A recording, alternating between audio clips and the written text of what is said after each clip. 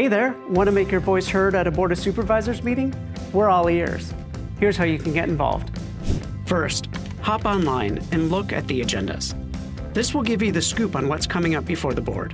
Each agenda item includes a brief description of the issue, the recommendations, and potential impacts. If you need more detail, check out the detailed reports online. Those are called board letters. Then, decide if you want to speak at Tuesday's general legislative session or Wednesday's land use session. You'll have 3 opportunities to have your say.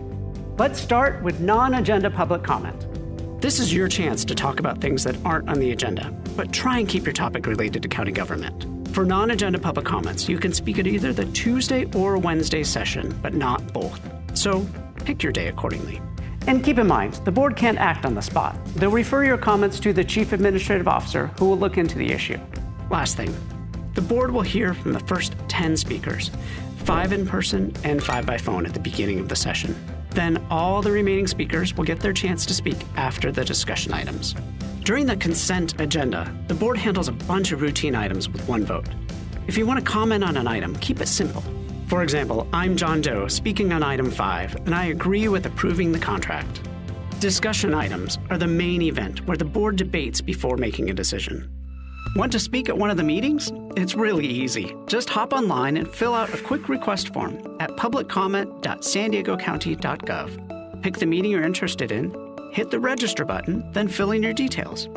Make sure to include a phone number if you plan on speaking by phone. Prefer speaking at the podium in the board chamber? No problem. Just pick the in-person option. After that, just check off the agenda items you want to talk about and let them know you're for, against, or neutral on them. Hit register and you're good to go.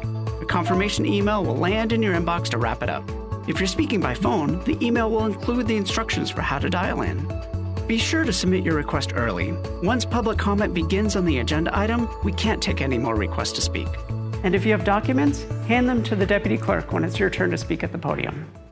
Now, you get 2 minutes to speak, but if lots of people want to talk, it might get cut to 1 minute. So, you might want to consider writing 2 sets of comments, one for 2 minutes, another one for 1. That way, if time's cut, you won't be scrambling. There's also a countdown clock at the podium to keep you on track. Once you're at the podium, stay on topic. Stick to the current agenda item. If you stray off topic, you might get a gentle nudge to get back to the point. Keep your comments related to the agenda item's recommendations because that's what the board is relying on to make a decision. Also, speak directly to the board. They're the ones making the decision. When your time's up, it's up. Overstaying might mean getting muted or even asked to leave. Now for some ground rules. For safety, keep aisles and doorways clear. If there isn't a seat, head across the hall to room 302 or the 4th floor balcony to watch the meeting. Respect is huge. Everyone should feel heard. That means you, other speakers, and the Board of Supervisors. Disruptive behavior gets 1 warning, and after that, a deputy sheriff might show you the door. So let's keep it respectful. Your voice matters, and we want to hear from you. Remember, we're all here to make a difference.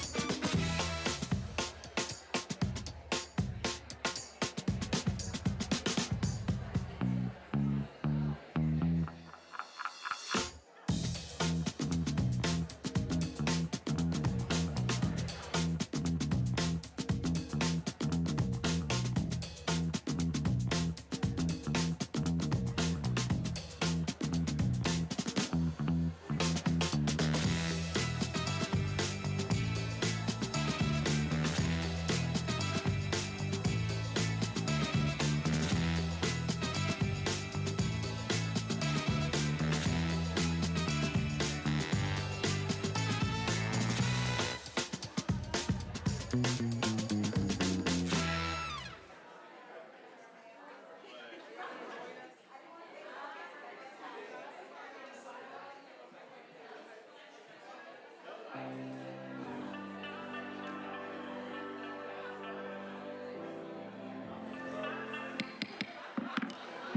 good morning, good morning. Good morning, good morning. Good morning. I now call the March 24th, 2026 General Legislative Session of the San Diego County Board of Supervisors and Fire Protection District meeting to order. I would like to take a moment to acknowledge the land that we call home.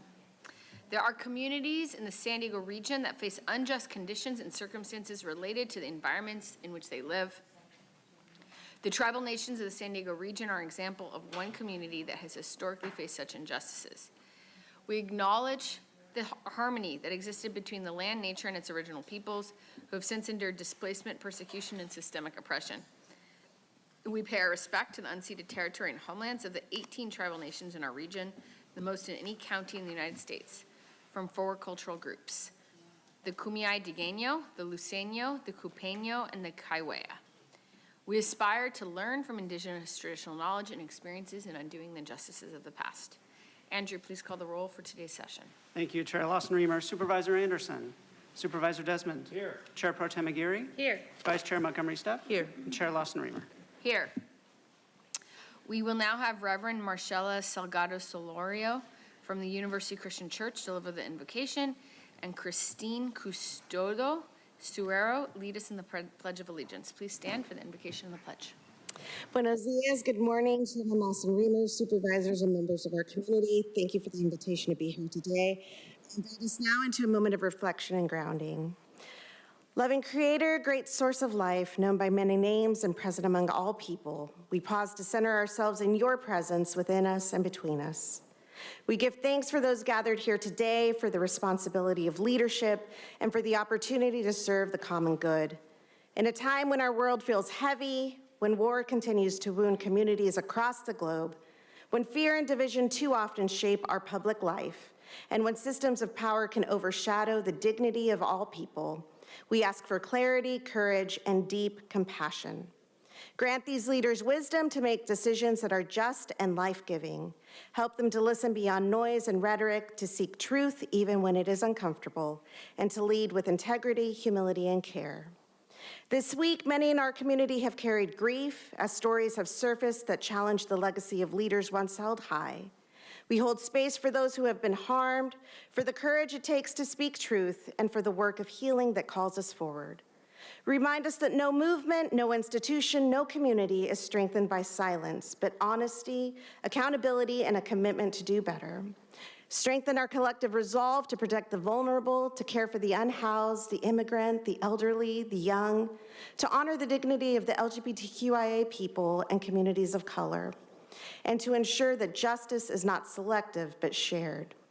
Soften our hearts where they have hardened, expand our vision beyond self-interest, guide us to build a community rooted not in fear, but in belonging, equity, and shared humanity. May we leave this moment grounded, guided by compassion, and committed to the sacred worth of every human being. Amen.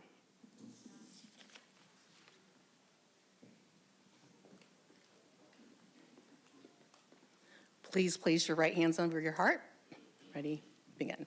I pledge allegiance to the flag of the United States of America and to the republic for which it stands, one nation, under God, indivisible, with liberty and justice for all.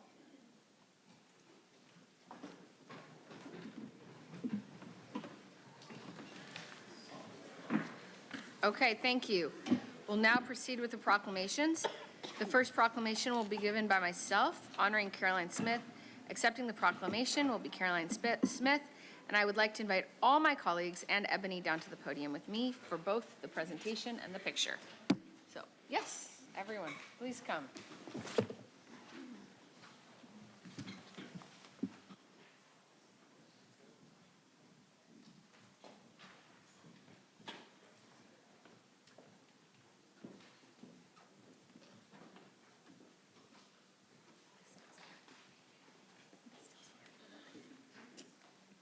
It's your favorite. Good morning. Today, I am both sad and honored to stand with my colleagues to celebrate Assistant CAO Caroline Smith's 2 decades of service to the residents of San Diego County. Caroline joined the County of San Diego in 2005. She's had many hats. You're not wearing a hat today, but she has many hats. During her career here, she served in leadership positions across the board, including Board of Supervisors District 5 as a staff member. She was in HHSA as a deputy director, assistant director, and later the interim deputy CAO. The Office of Economic Development and Government Affairs as a legislative policy advisor and director. And finally, as assistant chief administrative officer in September 2024. Throughout her career with the county, Caroline has demonstrated an unwavering dedication to advancing initiatives that promote the health, safety, and well-being of residents, strengthening programs and partnerships that uplift communities and improve quality of life across San Diego County. Thank you, Caroline, for your 2 decades of service to the County of San Diego. We are going to miss you so much. If any of my colleagues would like to say any words before I give a proclamation? Yes. Please, go ahead. Thank you. Today we celebrate Caroline and everything she's brought to the county family. Caroline has been an incredible partner, steady, thoughtful, and always willing to jump in wherever she was needed. She has a way of bringing clarity to complicated issues and helping people feel grounded even on the toughest days. Caroline helped move big, meaningful work forward, and she did it with humility and humor. Beyond her leadership, she's been a genuine support to me personally, someone I could trust, laugh with, and rely on. Her impact shows up in the teams that she's mentored, the partnerships that she's strengthened, and the culture that she helped to shape. And while we're sad to see her go, we're also excited for her as she steps into new opportunities and gets to spend more time with her family. Caroline, thank you for your dedication, your kindness, and the way you've shown up for this organization time and time again. We're cheering you on in this next chapter, and you'll always be a part of our county family. Thank you for your partnership, your leadership, and your heart. And on behalf of the entire county family, we wish you every success, every joy, and every exciting adventure in the next chapter. Congratulations.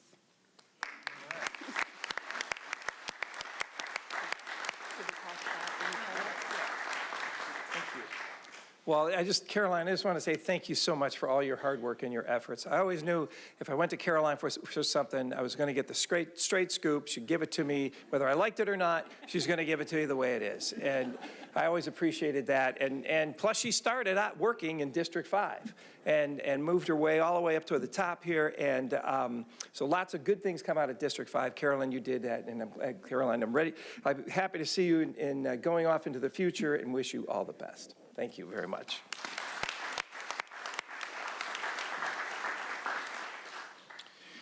Jim doesn't get off that easy. Caroline, your 20 years of distinguished service to the County of San Diego reflect a deep and genuine commitment to the people we serve.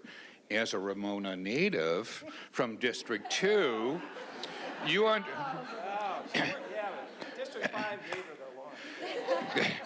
You understood from the very beginning that county government has to work for every community, and that perspective showed in everything you did.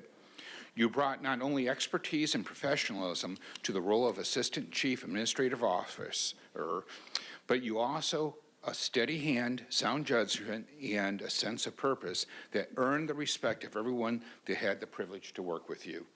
This county is stronger because your dedication and your belief in public service. We know this job demanded an extraordinary amount of your time and energy. Rules like this don't just operate from 9 to 5. Your family has shared in that sacrifice, and we hope this next chapter gives you the time that you deserve to be with your husband, Scott, your son, Cole, and your 2 rescue Labrador retrievers, Buster and Rocky. Yesterday, I asked her what her dog's names were. I was trying to be very discreet, not to give anything away. Enjoy the moments that are often hard to come by in a career devoted to serving others. You should take great pride in what you have left behind. Your work matters. It made a difference, and it will continue to benefit the people of San Diego County for years to come. Thank you again, Caroline, for your service, your integrity, and the lasting impact that you've made to this organization and the people we serve.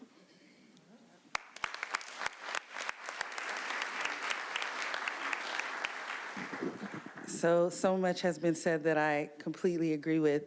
I am certainly going to miss your expertise, but I'm going to miss your humor even more. And if you ever do any stand-up, come and let me know. She really is hilarious. So dealing with 5 different elected officials who all have different needs, you always made me feel like whatever we shared, it was your top priority to get it done.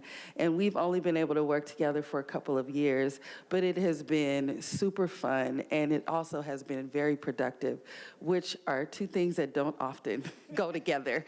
So Caroline, I certainly will miss you. I do have your number. I'm not gonna bother you, but well, let me just roll that back. I'm gonna try not to bother you, but I certainly will miss you, and I wish you all the very, very best in whatever is next for you. And congratulations to your family for getting you back.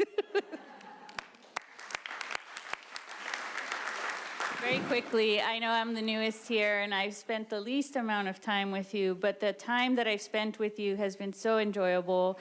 But I really, truly appreciate your wealth of knowledge. I know you've contributed so much over these past 2 decades, but I want to be very clear about my gratitude on behalf of the people of District 1 around the work that you did to help us move ahead, move forward the solutions related to the Tijuana River. They have made a tremendous impact in the progress we have made so far. So I'm truly going to miss you. And most importantly, Dasha's going to miss you. Dasha's my doctor.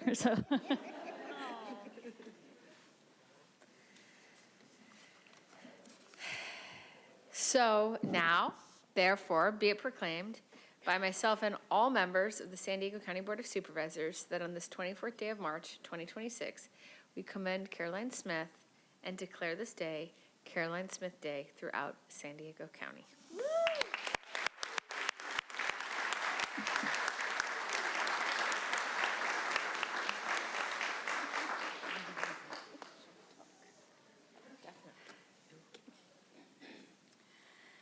Well, Madam Chair and Supervisors, thank you so much for those incredibly kind words and for allowing me to be the implementation arm of your policy making. It has been incredibly impactful for me because not just as a San Diego native, but my sister Courtney and I think, Mom, we're the 5th generation on your side of the family born in San Diego. My son is the 6th. And so having a front row seat to your leadership and how you've guided this region and served your constituents has been such an honor for me. So thank you so much for making me part of your process.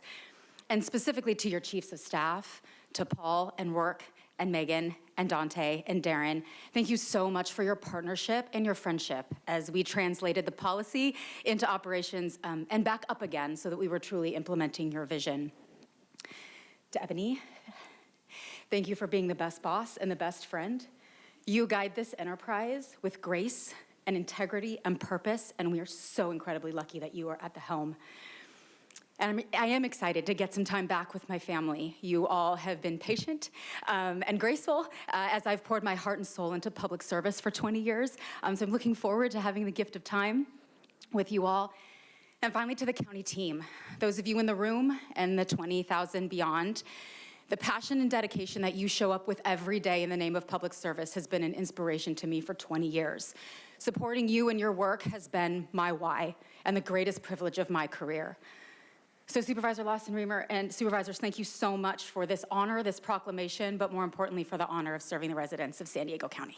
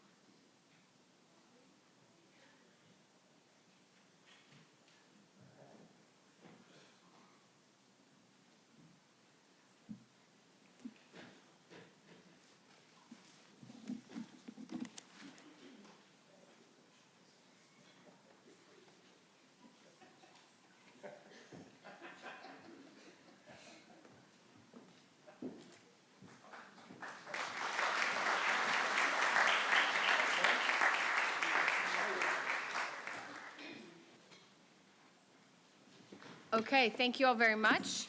The second proclamation will be given by myself and Vice Chair Montgomery Stepp, honoring the San Diego County Commission on the Status of Women and Girls. Accepting the proclamation will be Christine Custodio Suera.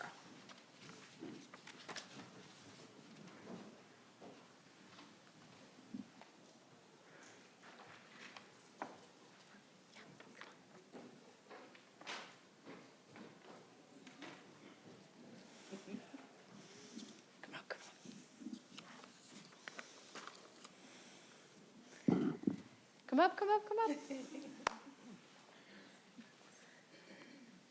So good to see you all. Great to be here. Thank you. Today, it's my honor to present this proclamation along with my colleague, Vice Chair Montgomery Stepp, to honor the County of San Diego Commission on the Status of Women and Girls in celebration of Women's History Month. For more than 5 decades, the Commission has addressed critical issues impacting women and girls, including domestic violence, homelessness, human trafficking, child care and human care services, education and employment opportunities, medical and health services, welfare and social services, elder care and fraud prevention, sexual discrimination, and prejudice.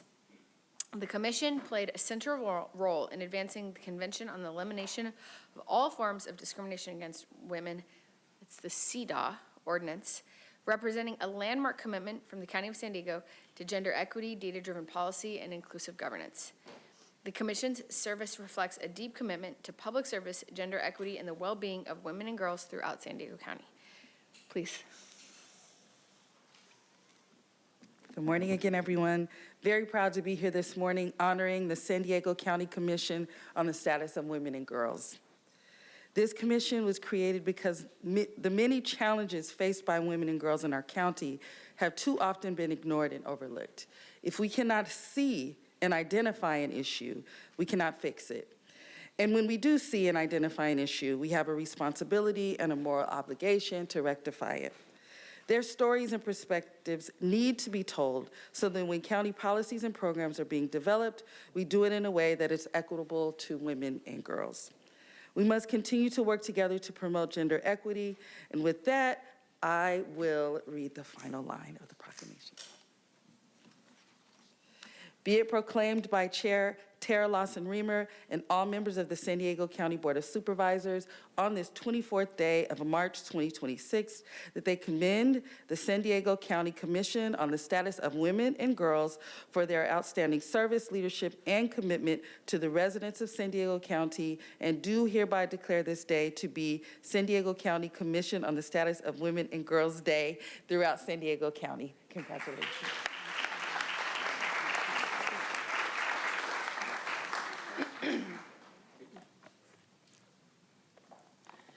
Chair Lawson-Remer, Vice Chair, and Supervisors, on behalf of the San Diego County Commission on the Status of Women and Girls, thank you for this recognition and for the county's continued commitment to advancing equity for the women and girls who live, work, and raise families in our region.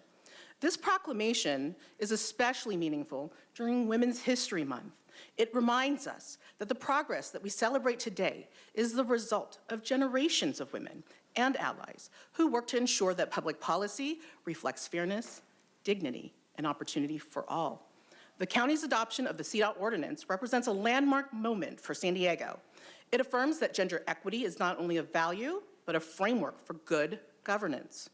Through data, collaboration, and thoughtful policy evaluation, CEDAW helps ensure that county programs and decisions consider the real lived experiences of women and girls across our communities. We are grateful to the commissioners whose leadership helped advance this effort. Chair Emeritus, Jenny Prisk, Chair Emeritus and CEDAW Advisor Parisa Ijadi Maksudi, Nadia Farjoud, Dr. Rebecca Boyce, Melinda Vasquez, Deja Cabrera, Diane Belk, Leah Goodwin, Teresa Cisneros, and Sherry Ludwig. Their advocacy, partnership, and commitment helped bring this important ordinance forward. Since its establishment in 1975, the Commission has served as an advisory board to the board on issues affecting women and girls, from economic opportunity and education to safety, health, housing, and justice. Our work continues to elevate the voices and experiences of women throughout throughout San Diego County. We are deeply grateful to the Board of Supervisors for your leadership and partnership in advancing policies that strengthen families, communities, and opportunity for all. Thank you for this recognition and for your continued commitment to the women and girls of San Diego County.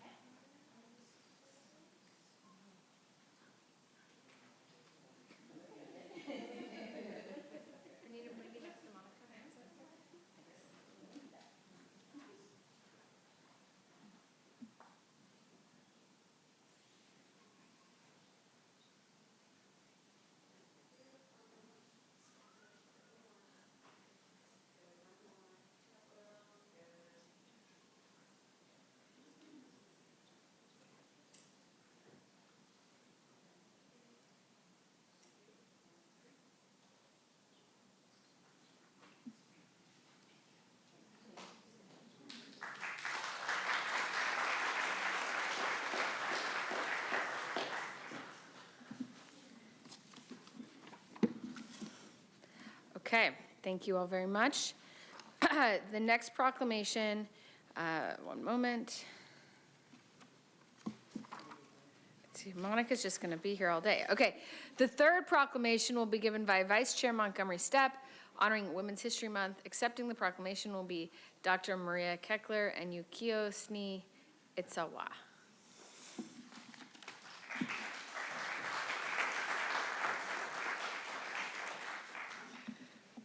Good morning again, everyone. I'm so honored to recognize 39 years of Women's History Month, a month dedicated to acknowledging the hardships and discrimination faced by women throughout history, and to celebrate their achievements, particularly when battling adversity. And speaking of adversity, today women are facing a series of interconnected challenges: economic instability, inequitable access to health care, and threats to democratic participation. And despite this, women continue to fight not just for themselves, but also for their communities. Today, we honor two who are here, but three leading women in San Diego County who are doing just that in their work in everyday lives. Maria Keckler and Yuiko Sni Itzawa. We honor Maria, the co-founder and CEO of Pivotal Empathy, Inc., and co-founder of the Healthcare Empathy RX Lab at San Diego State University. Maria is a pillar of our community and bridges empathy, cultural intelligence, and behavioral science to develop more empathetic practitioners and leaders in San Diego County. We honor Yuiko, a software engineer, mother, immigrant, dedicated Padres fan, and community volunteer. Through raising her wonderful daughter, Sam, who also happens to be a policy advisor in my office, and volunteering with Safe Sleep San Diego Rescue Mission, and PATH, Yuiko inspires all to remember that even small acts of kindness can make a meaningful difference for each other and our communities. We also honor Emily Green Lake, who cannot be here today because she is competing in an international pizza competition in Vegas this week. Emily is the owner of Sisters Pizza and Little Sisters Pizza, two beloved Hillcrest and North Park landmarks that serve as a vibrant gathering place, recognized for both their New Jersey-style pizza and advocacy for the LGBTQ+ and other marginalized communities, like foster youth and neighbors wrongfully detained in their legal immigration process. As we commemorate this 39th year of Women's History Month, let us honor and celebrate the women who paved the way, the women leading today, and the generations who will continue to break barriers. And with that, I will present the proclamation. Be it proclaimed by Chair Tara Lawson-Remer and all members of the San Diego County Board of Supervisors on this 24th day of March 2026, that we commend Maria Keckler, PhD, Emily Green Lake, Yuiko Sni Itzawa for their outstanding service, leadership, and commitment to the residents of San Diego County, and do hereby declare this month to be Women's History Month throughout San Diego County. Congratulations to you both. Please, if you would like to say a few words. I am very honored to be here. I have been in San Diego for the majority of my life, and the longest place I've lived, apart from my native Mexico City. I am grateful to be able to serve this community through our work. We know that one thing that we all share in common here, no matter where we come from, is that sooner or later, we will be patients, and so will the people that we love. And when we find ourselves in a situation with a diagnosis, when we need care, what we're gonna hope is that the person looking at our case at the foot of the bed has not let their empathy erode so that we can be treated as human beings. And so that is our work, and I'm excited to be part of San Diego.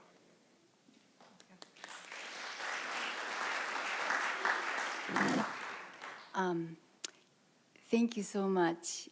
I am truly honored to be here and to be part of this amazing community. I couldn't do this without the support of my daughter and my husband. They're always by my side. Sam, Mike, thank you so much. Thank you.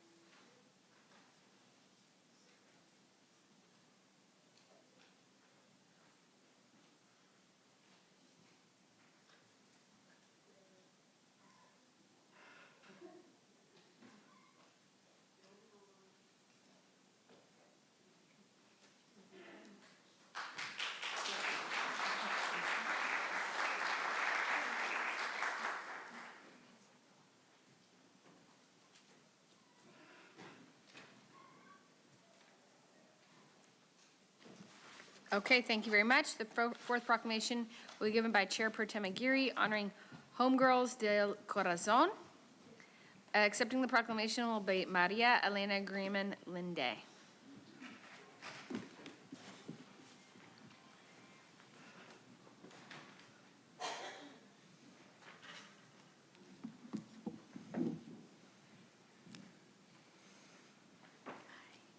Good morning. Good morning, everyone. Today I'm honored to recognize an organization that represents what community care, resilience, and transformation truly looks like in action. We are here to uplift and celebrate Homegirls del Corazon, a program grounded in lived experience and dedicated to walking alongside women and young people as they navigate healing and growth.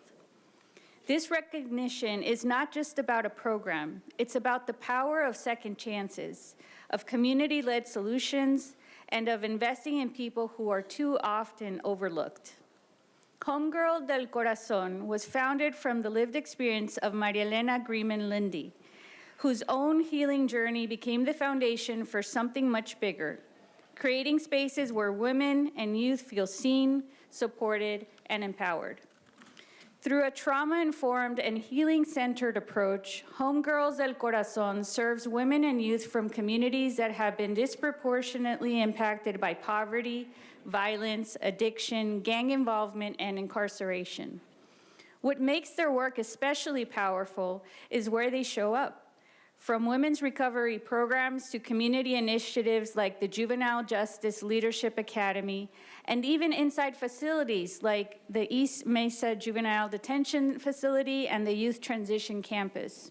They are meeting youth where they are, and some of them at the most critical moments of their lives. And just as importantly, they're cultivating leadership. They're helping develop credible messengers, peer mentors, and advocates, individuals who will go on to uplift others and strengthen their communities. Homegirls del Corazon embodies the very best of leadership and a deep commitment to community. I'd like to pause and acknowledge something that isn't said enough. This work is hard. It asks us to show up every single day with empathy, patience, and unwavering belief in people. That is exactly the type of leadership we should all strive to uplift and replicate.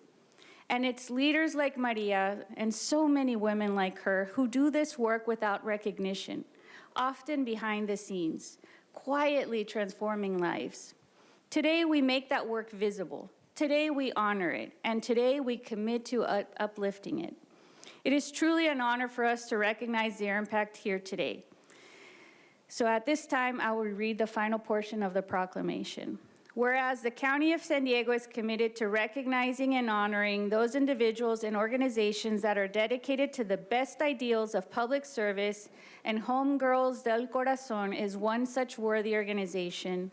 Now, therefore, be it proclaimed by Chair Tara Lawson-Remer and all members of the San Diego County Board of Supervisors on this 24th day of March 2026, that they commend Homegirls del Corazon for their outstanding service, leadership, and commitment to the citizens of San Diego County, and do hereby declare this day to be Homegirls del Corazon Day throughout San Diego County.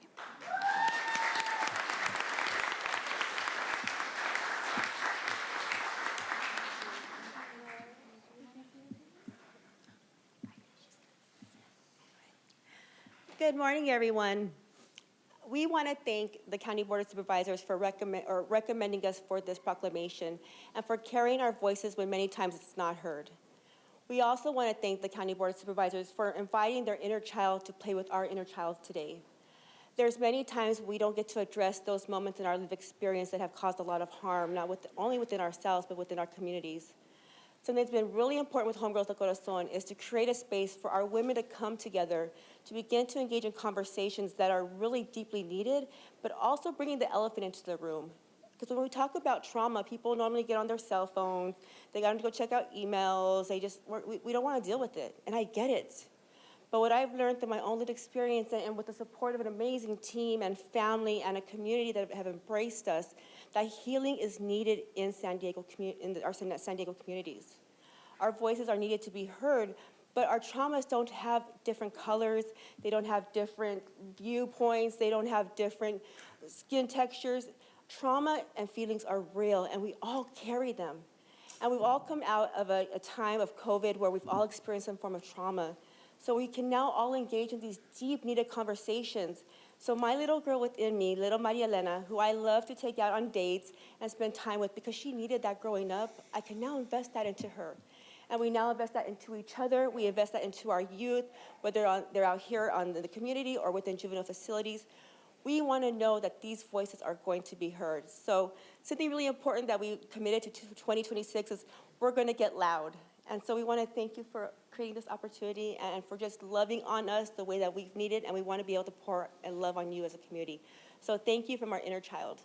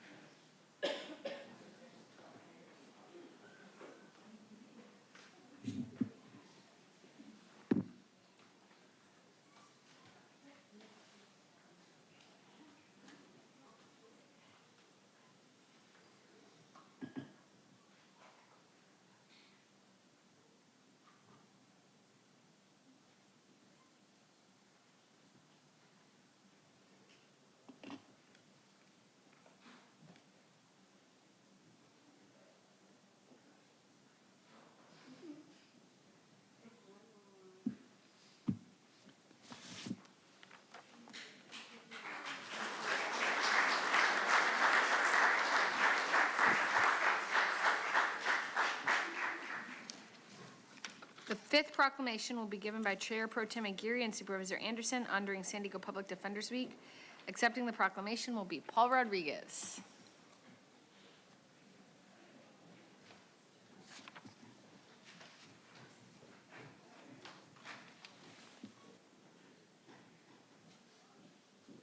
How are you? Good to see you. Thank you so much. Yes, of course. Hi, nice to meet you. Hi, nice to meet you. Thank you for being here. My pleasure. All right.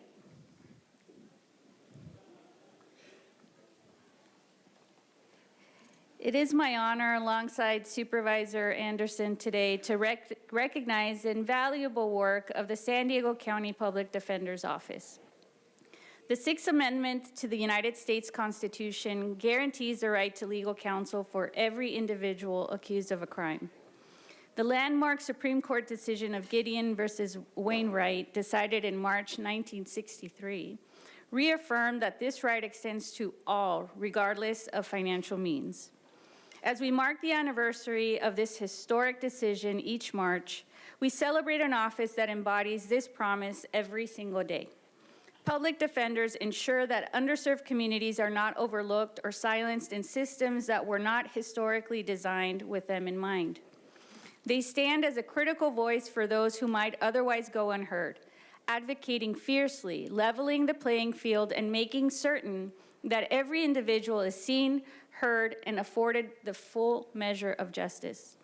Since its founding in 1988, the San Diego County Public Defender's Office has provided client-centered, high-quality legal representation to our community.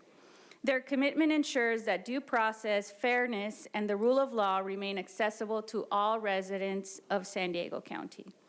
The San Diego County Public Defender's Office delivers this through its distinct branches: the primary and alternate public defender offices, the multiple conflicts office, and the Office of Assigned Counsel, ensuring every person receives expert, compassionate legal representation. The Public Defender's Office also plays a critical role in advocating for our most vulnerable populations: youth in the juvenile justice system, children and families in dependency proceedings, and individuals facing immigration challenges, including unaccompanied migrant children. By going the extra mile, especially for youth from underserved communities, through intensive case management, mentorship, and connections to vital resources, the office helps create pathways to better life outcomes while guiding families through complex legal systems, advancing not just justice, but opportunity, equity, and human dignity. Their dedication goes beyond legal representation. They're tireless champions of justice, equity, and systemic improvement.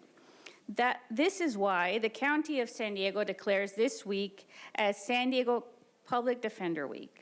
It is not only a time to recognize the extraordinary dedication of these professionals, it is a moment to reaffirm our county's unwavering commitment to justice and fairness, and to honor the indispensable role public defenders play in protecting the rights, dignity, and voices of every member of our community. And while we set aside this week for recognition, their impact calls for our gratitude and support every single day. On behalf of the County of San Diego, I extend our heartfelt gratitude and recognition to the San Diego County Public Defender's Office. Your work strengthens the foundation of our justice system and exemplifies the highest ideals of public service. And with that, I am honored to introduce my good friend and colleague, Supervisor Anderson. Thank you, Supervisor Aguirre. I'm honored to join Supervisor Aguirre in recognizing the San Diego County Public Defender's Office. Joining us today to accept the proclamation is Paul A. Rodriguez, the head of the Office of Public Defenders. Paul and his amazing team work tirelessly to uphold the principles of equal justice and ensure that everyone has access to legal representation. Without public defenders, there is no justice. We only have justice when both sides are fairly represented. Thank you to Paul and your outstanding leadership and your entire team.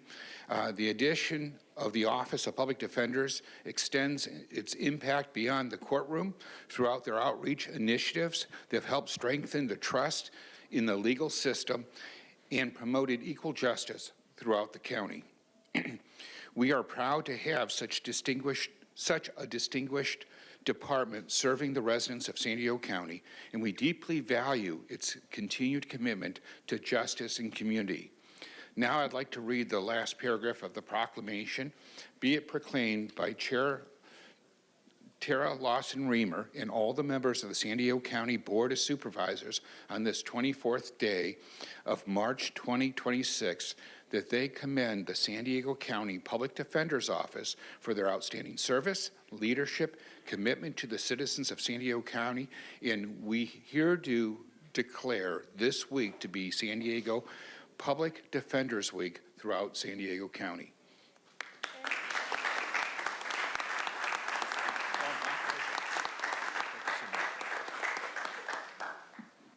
You know, I'm a little speechless. That's not very common for a lawyer when receiving this award. Hey, those are my notes. Oh, okay. Make your own.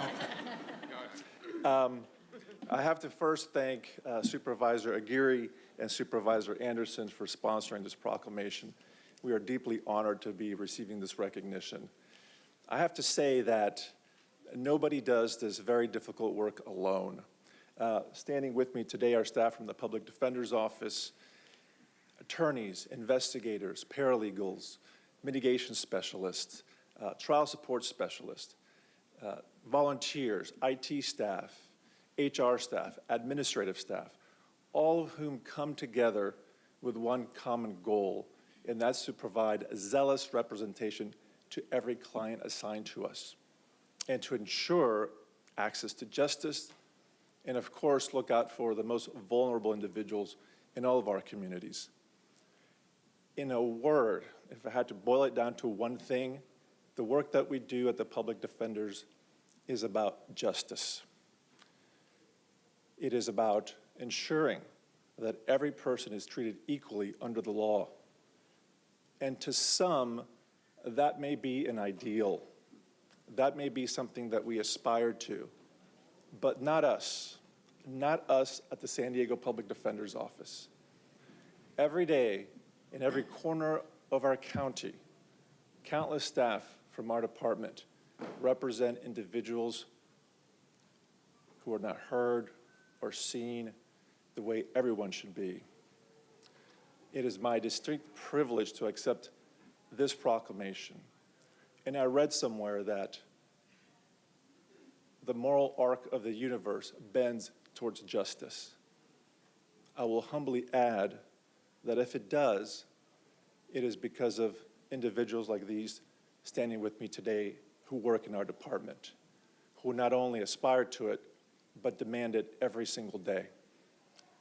Thank you so much to our County Board of Supervisors for this proclamation, to Supervisor Aguirre and Supervisor Anderson for sponsoring it and for supporting our department. Thank you so much.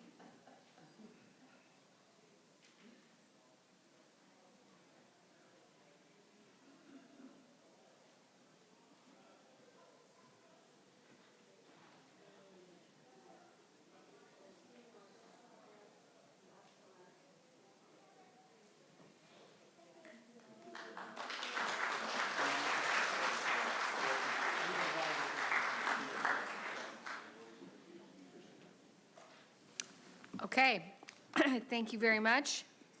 The sixth proclamation will be given by Supervisor Anderson, honoring Arts, Culture, and Creativity Month.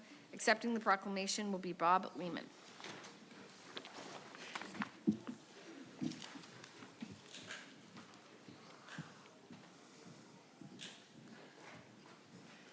How y'all doing?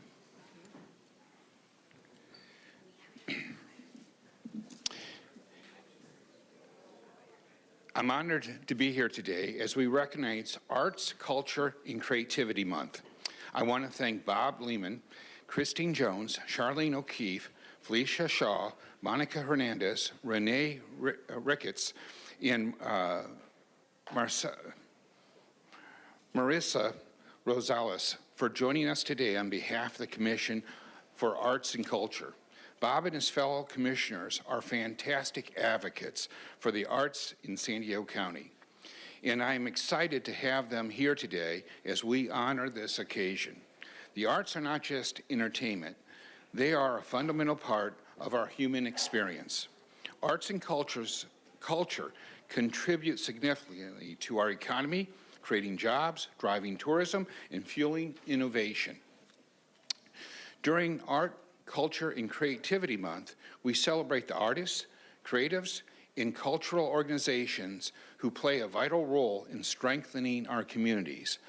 By acknowledging the importance of art, we help preserve the legacy and enriches, inspires, and connects generations to come. For these reasons, I am proud to present this proclamation honoring Arts, Culture, and Creativity Month. I'd like to read the last paragraph. It says, be it proclaimed by Chair Tara Lawson-Remer and all the members of the San Diego County Board of Supervisors on this 24th day of March 2026 that they commend the San Diego County Arts and Culture Commission for their outstanding service, leadership, and commitment to the citizens of San Diego County, and we hereby declare this month of April to be Arts, Culture, and Creativity Month throughout San Diego County. Awesome.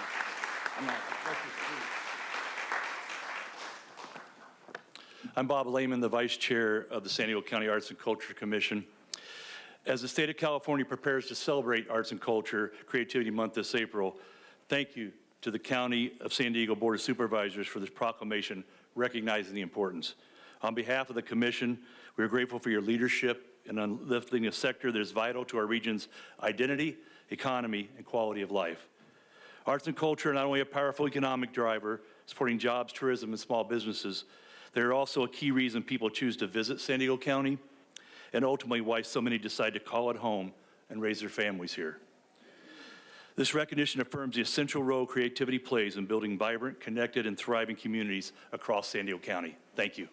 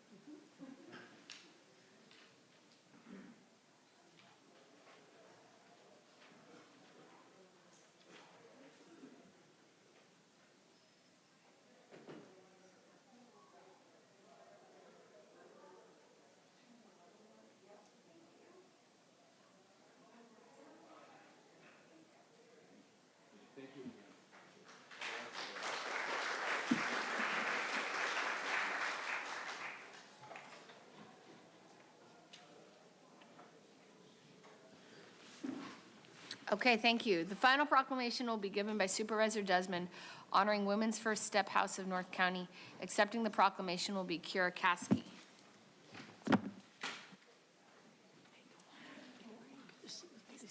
We got the best for last. Thanks for bringing that trip down here. Thanks for coming down. Thank you, thank you. Wow, thanks for coming down. Appreciate it. Yeah, you're welcome. Well, good morning, everyone. It is my honor to welcome and recognize the Women's First Step House of North County, led by President Kira Kasky and her incredible team here today. Thanks for coming all the way down to San Diego here. So on behalf of the County of San Diego, we're very proud to celebrate an organization that truly reflects compassion, resilience, and strength of community. The Women's First Step House of North County stands as a beacon of hope, offering women a safe place to pause, heal, and to begin again. We are grateful for their life-changing work that you do every day. Since opening their doors in 2021, this remarkable volunteer-run organization has provided more than 550 women with a free, supportive pathway towards sobriety. Alcohol touches every corner of our community. Alcoholism touches every corner of our community, affecting families, friendships, and futures. In North County, this organization is helping to restore all three, one woman at a time, by rebuilding confidence, renewing purpose, and strengthening the fabric of our community. As they celebrate their 5 years of service, later this month, we commend their unwavering commitment to public health and to the community well-being. Their work reminds us that recovery is possible and that their hope, when shared, that can really transform lives. So whereas the County of San Diego, we're very proud to honor and recognize organizations that exemplify the highest ideals of public service, the Women's First Step House of North County is one such organization. So therefore, be it proclaimed by all the members of the San Diego County Board of Supervisors on this 24th day of March 2026, that we commend the Women's First Step House of North County for their outstanding service, leadership, and commitment to the citizens of San Diego County, and do hereby declare this day to be Women's First Step House of North County Day throughout San Diego County. So Kira, I want to hear, we've got a proclamation here. I want to hand it off, and you want to say a few words? I would love to. Okay, great. Thanks for making the trip down. Of course, thank you. All right, thank you for taking time to recognize the importance of women, alcoholism, and recovery. It's a life gift that we are able to offer women. I would also love to express our gratitude to County Supervisor Jim Desmond and the rest of the supervisors for this honor today. It's incredible for us to be up here and receiving this, so thank you very much. You're welcome. Yeah. I would also love to introduce the team that is here with us today. We have many board members, founding board members, we have alumni, and we have our resident chef. So if you can look us up, but it's Erin Pasqualini, Susie Lampe, Leanne Garms, we have Pam Cervais, we have Bobby Cran, Sue Rossi, and we have Heather Van Bochen-Toten, something close like that. Together, we're part of a large volunteer team. We're a volunteer-run organization. We have one employee, and she is the resident cook. And we are open 365 days a year for women who are in need of help. We offer a free 10-day stay for women. It's amazing. They come in, and they have lost hope in life. Many have lost their children.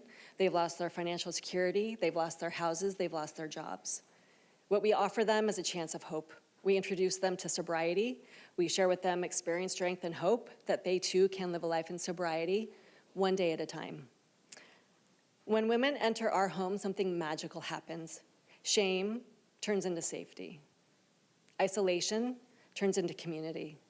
And they, for the first time, are able to see healing and hope like they've never seen it before. What a gift. We have one alumni I'd love to share her story. She came in. She had lost custody of her 2 kids. She had lost her job as a property manager, and she lost her house. Her life was over in her mind. She came in, she heard stories of experience, strength, and hope of women who had had experiences just like her, and she chose recovery. She chose to become our resident cook. She quickly got access, custody of her kids back. She got her job, she got a house, and she most recently got her real estate license exam passed. It's incredible what we offer women, that chance at life again. So with that, what I would love to do is recognize that we are celebrating 5 years of our upstanding service this Saturday with a wonderful celebration. And we would love to offer and say, if you know a woman struggling with alcohol, please share that we exist. A free 10-day stay, no insurance required. We are here for you, for your family members, for our community. If you are a woman in recovery and you're looking for service opportunities, we welcome you. Please look at our website. We would love to teach you how we share experience and strength and hope with women in need. And so with that, what I would like to do is thank you again for this proclamation presentation. We are amazingly honored, and we would love to have all of you just make sure to share the words, to share the message. Recovery exists, it is possible, and with that, there is hope. So thank you.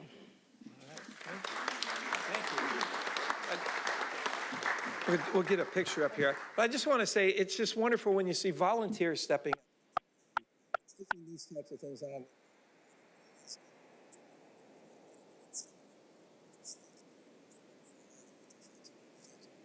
We'll get a photo up here, yes.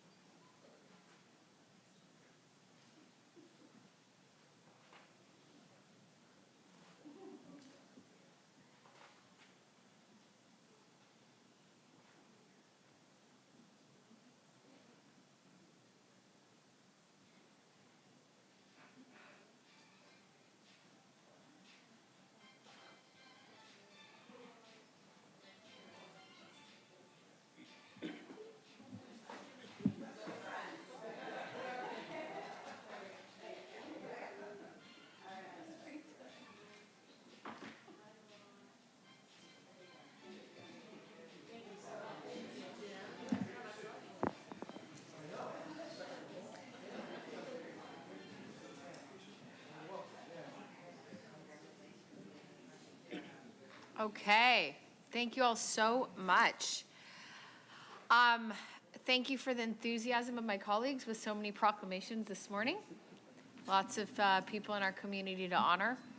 And yes, it's just really wonderful to see so many people here. So before we begin our meeting, I would like to take a moment to address our House rules. Public engagement is the cornerstone of transparent and accountable government. And these Board of Supervisors meetings are one of the primary venues where all San Diegans can make their voices heard. Our county is committed to work environment free from unlawful discrimination and harassment, including sexual, racial, religious, age, disability, or any other forms of discrimination or harassment. Under the board's rules, speakers may not use loud, shouting, threatening, impertinent, slanderous, profane, or abusive language to any member of the board, staff, or the general public. Additionally, all remarks and questions must remain on topic during the duration of your speaking time and must be addressed to the board and not to county staff. Any speaker who engages in comments that break these rules will be issued a warning. After one warning, you will be asked to leave the chambers for the remainder of the meeting. Finally, speakers threatening violence may be reported to law enforcement and will be removed from the meeting. This is a space for community engagement, deliberation, and progress, not for harassment, violence, and hate. So we now proceed with non-agenda public comment. This is an opportunity for the public to address the board on subject matters within our jurisdiction, but not an item on our meeting agenda today. The only action we may take is a referral to our CAO. Under the board's rules, speakers may speak once per meeting for non-agenda public comment, either at today's general legislative session or tomorrow's land use legislative session, but not at both sessions. You may select which session to address at your convenience. To better facilitate our meeting for non-agenda public comment, we have 5 speakers in person and 5 speakers by phone, and the first 5 speakers in person will be now randomly selected. The remainder of non-agenda public comment will be heard at the close of today's session. Additionally, in accordance with board rules, in order to ensure timely completion of today's agenda, for any discussion items with 10 or more speakers, individuals will have 1 minute to share their opinion. According to Rule 4A, members of the public that are non-English speaking and need interpretation assistance receive twice the allotted time for their comments. And as a final reminder, audience members may not whistle, clap, stomp feet, or do anything to disrupt our proceedings. If you disrupt this meeting, you will be given 1 warning. After that 1 warning, if you disrupt the meeting again, you will be directed to leave the chamber for the remainder of the meeting. Andrew, please call the speakers. Thank you, Chair Lawson-Remer. We have 19 requests to speak on matters not listed on the agenda. 9 individuals in person, and 10 requesting to speak by phone. For those that requested to speak by phone, please dial into the conference line using the instructions that were provided to you. We'll begin with the in-person speakers, and we'll now randomly select the first 5 speakers in person. All the remaining speakers will be heard at the conclusion of today's session. As your name is called, please come forward and stand on the arrows until it is your turn to speak at the podium. You will have 2 minutes to address the board, and I'll ask you to begin by stating your name for the audio record. I'd like to invite forward the first 3 individuals: Parita Javier, Brian Lafferty, Debbie Foster. They'll be followed by the 2 remaining individuals in person, Michael Brando and allegedly Audra. If I've called your name, please come forward.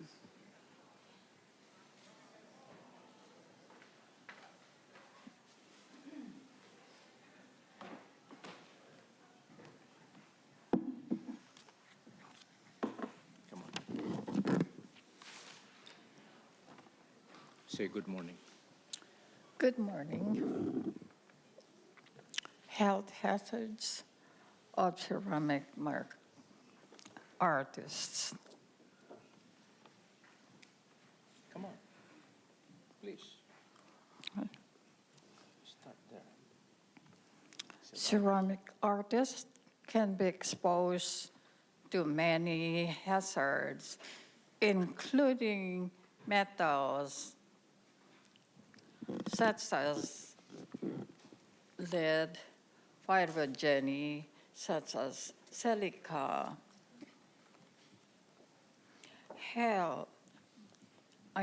heat, repetitive motion, radiation, and toxic emissions from kilns.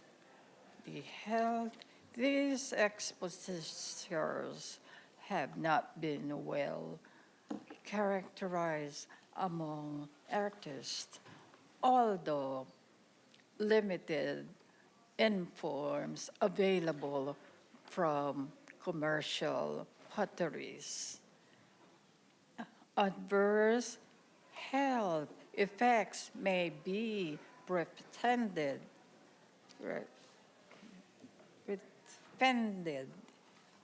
by using the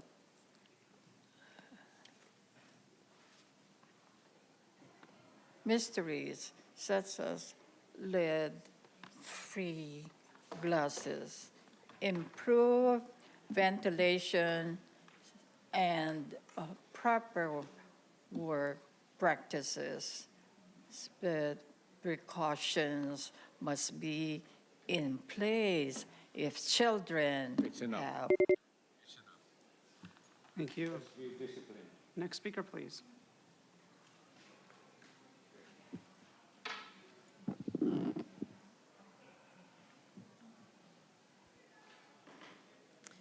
Hi. So, Madam Chair and County Board of Supervisors, I have a statement that I just wanted to read to you. And can you please state your name? Oh, I'm sorry, it's Debbie Foster. Thank you. Members of the Board of Supervisors, my name is Debbie Foster, and I'd like to address the current vacancy on the Ramona Cemetery Board of Trustees. I want to make both the County Board of Supervisors and the public aware that this seat has been vacant since December and has yet to be filled. As a result, the board is operating with only 2 trustees, which creates a significant risk of deadlock on key decisions. This not only limits the board's ability to function effectively, but also places the cemetery and public confidence in it at risk. It's important to emphasize that the cemetery itself is financially stable and doing well. However, operating with an incomplete board can create the opposite impression, making it appear as though the organization is struggling when that is not the case. I am not in a position to speak the reasons why the seat has remained unfilled. However, prolonged vacancies can create conditions where a well-functioning organization appears unstable or in need of outside intervention. That perception matters. It really does matter, especially as discussions continue regarding potential structural changes, including a possible merger with another district. With an ad hoc committee already evaluating the possibility of a merger with the Water District, it is important that any conclusions or recommendations be made with a fully staffed and properly functioned cemetery board in place. Decisions of that magnitude could reflect the cemetery's true condition and include the full voice of its governance.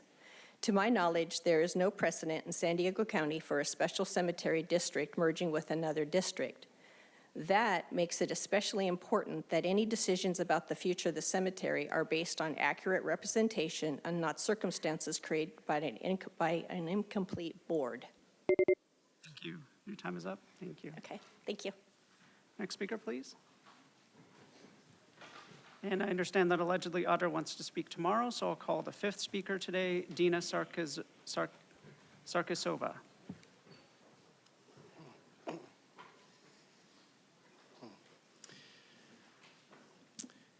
Good morning. My name is Brian Lafferty.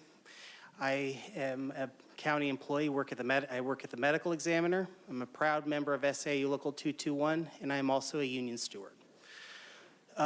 So last year, as part of our contract, the county agreed to have a study done to see how much it would cost the county to move everyone in Tier D to Tier C and get rid of Tier D. And we were told that I'm on the retirement committee. We were told back in November that study would be made available around December-ish. That's what we were told. It is now almost the end of March, and so Tier D has had a negative impact on recruiting and retention. If someone were to start working for the county at 18 years of age, they'd have to work until they are 80 years old to get 100%. This is an issue that is very big for our members. And that is why I have here petitions signed by our members demanding that the county deliver its cost study by June 24th of this year, 1 year after the ratification of our contract. Like I said, I cannot stress enough, Tier D is bad for everybody. It has negatively impacted recruitment and retention, and county employees deserve to retire in dignity. And we ask that the county stop dragging their feet and deliver that cost study. And those petitions, by the way, will be delivered to the clerk of the Board of Supervisors. Thank you. Thank you. Next speaker, please.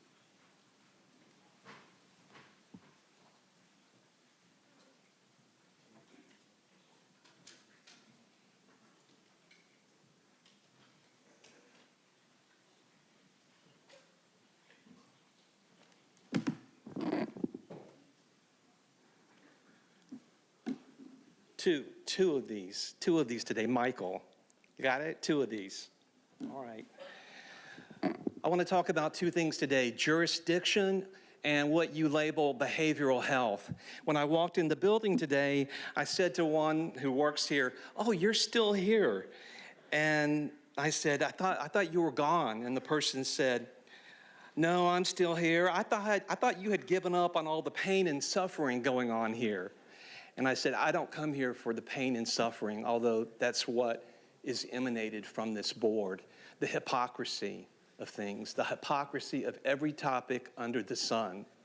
And it was interesting watching all the rigmarole this morning with the proclamations, how it seems so wonderful and so eloquent and heartfelt that people are giving recognition, and I'm sure these people are doing some very good things.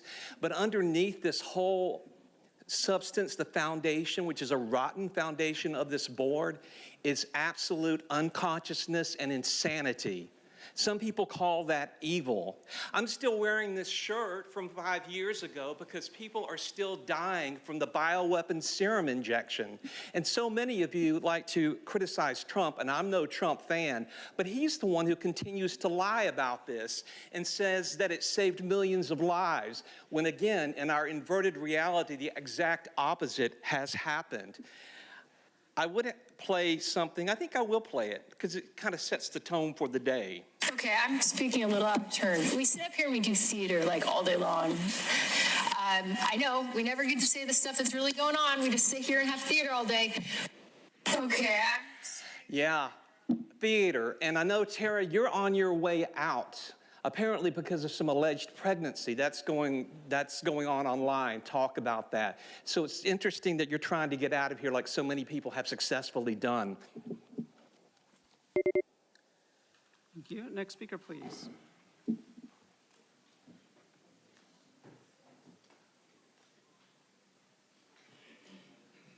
Good morning, members of the board.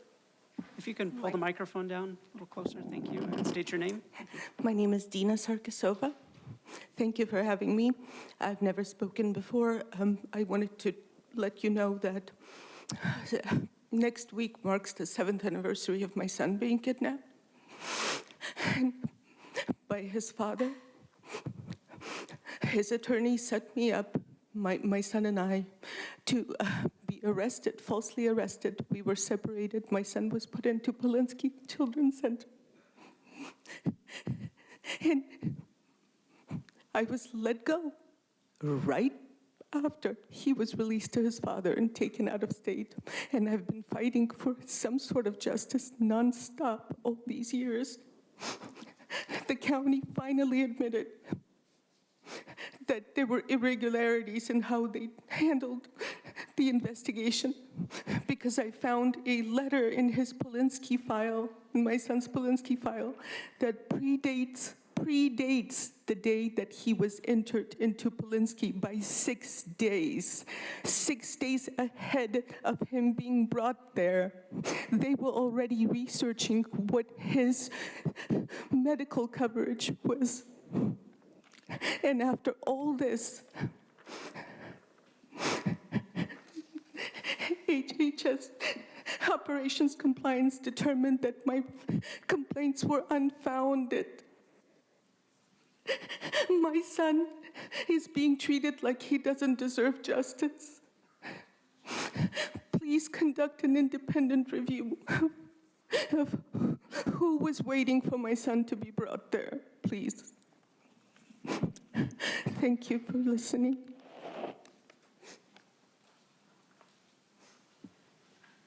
Thank you.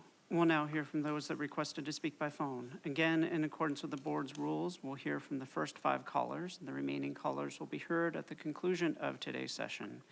When it is your turn to speak, you will be unmuted and you will hear a recording that will tell you to begin your comments. We will start with our first caller.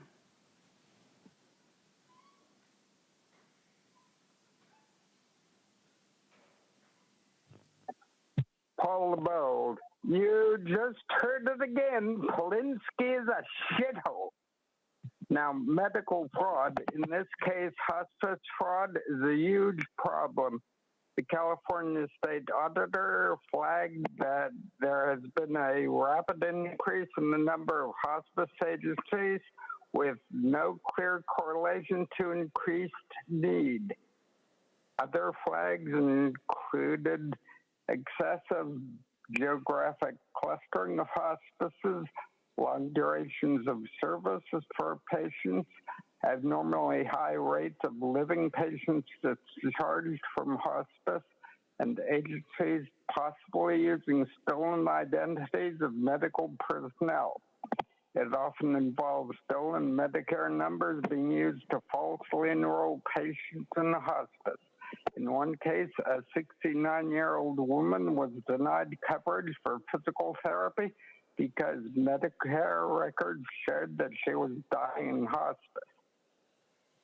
Per CBS News, red flags for fraud include a dense concentration of hospice companies. Nearly 500 were operating within a 3-mile radius in LA. 89 companies were found to be registered to a single building on Van Nuys Boulevard, 72 of which reportedly showed multiple signs of fraud.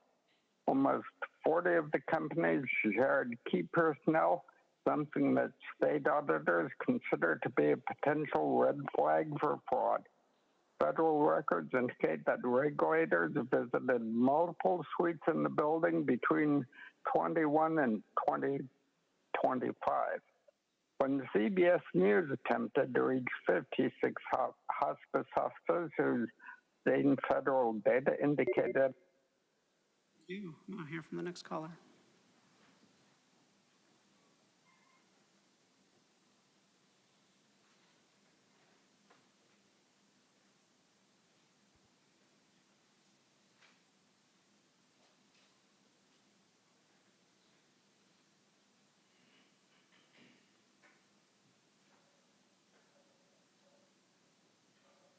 Hi, my name is Zora Fahim, president and founder of Los Angeles Alliance for Animals.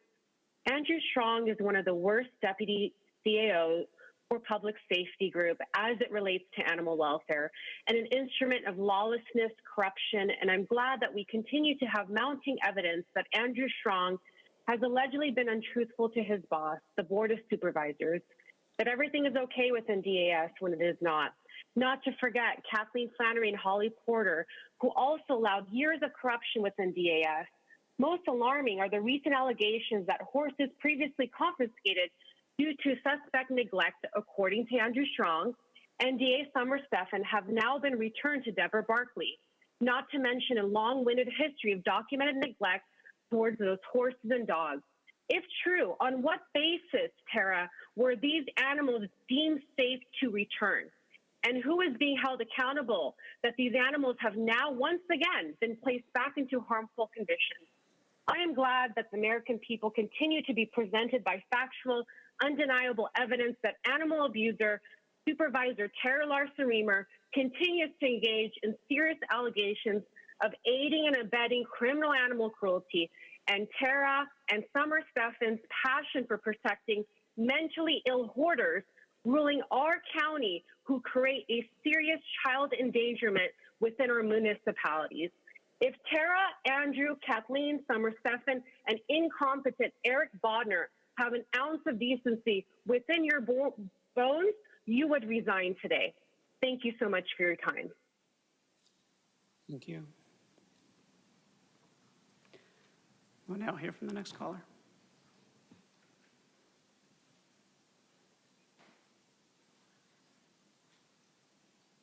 Pam, my nexus, abortion is murder. The county jurisdiction, sanctuary for the murder of human babies. Girls and women usually have an idea of when conception occurs. Most seek medical attention when the provider settles the date of conception, validating the pregnancy and sets the due date for the birth of a baby. Therefore, the determination of pregnancy affirms the point of conception is the beginning of a new human life, not just a clump of cells. Otherwise, why does the mother choose death or life for her baby? A current pregnancy confirms female is the sex capable of pregnancy.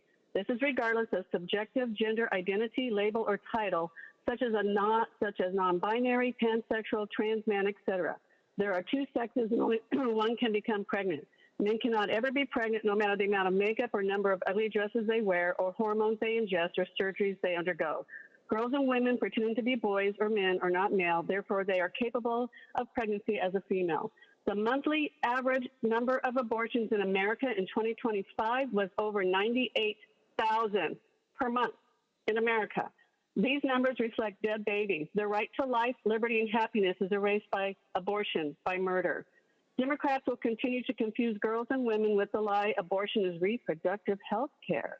Where is the sanctuary for the babies? Thank you. We'll hear from the next caller.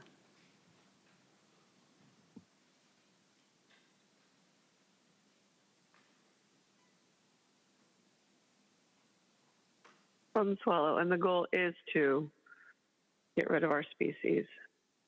Anyways, for every problem in society, there's an agency, a government-funded agency, there to collect money and say they're trying to solve it. But what we've actually learned, is that every single one of these problems have become lucrative. From homelessness to child welfare to the carbon footprint to medical services and on and on. And when problems become profitable, there's no real incentive to solve them. Take the medical industry, for example, a $1 trillion cancer industry. There's no incentive to find a cure when managing the illness is already generating billions. And there's several cures, so out there, people just need to look. People have become so dependent, so trusting that they've forgotten to question the source of all of these lucrative problems. Any guesses? I'll give you a hint. The very word itself, when broken down, means to control the mind. Govern, control, meant, mind. Words matter. They always have. And the truth is often hiding in plain sight. Here in San Diego County, one of the most overused words is transparency. But what we've come to see is that these agencies, from the county to Sandag and beyond, are anything but transparent, especially within the school boards, where children are being encouraged to keep secrets from their own parents. Serious things, life-altering things. We're dealing with corrupt judges, compromised lawyers, shady politicians, conflicts of interest galore politicians, I should say, everywhere we look. And instead of confronting this corruption head-on, people are being distracted, manipulated, pushed to focus on things they have zero control over. Meanwhile, what's happening right here on our own soil gets ignored. I look forward to the day people stop falling for the distractions and start paying attention locally. Thank you. We'll now hear from the final caller this morning.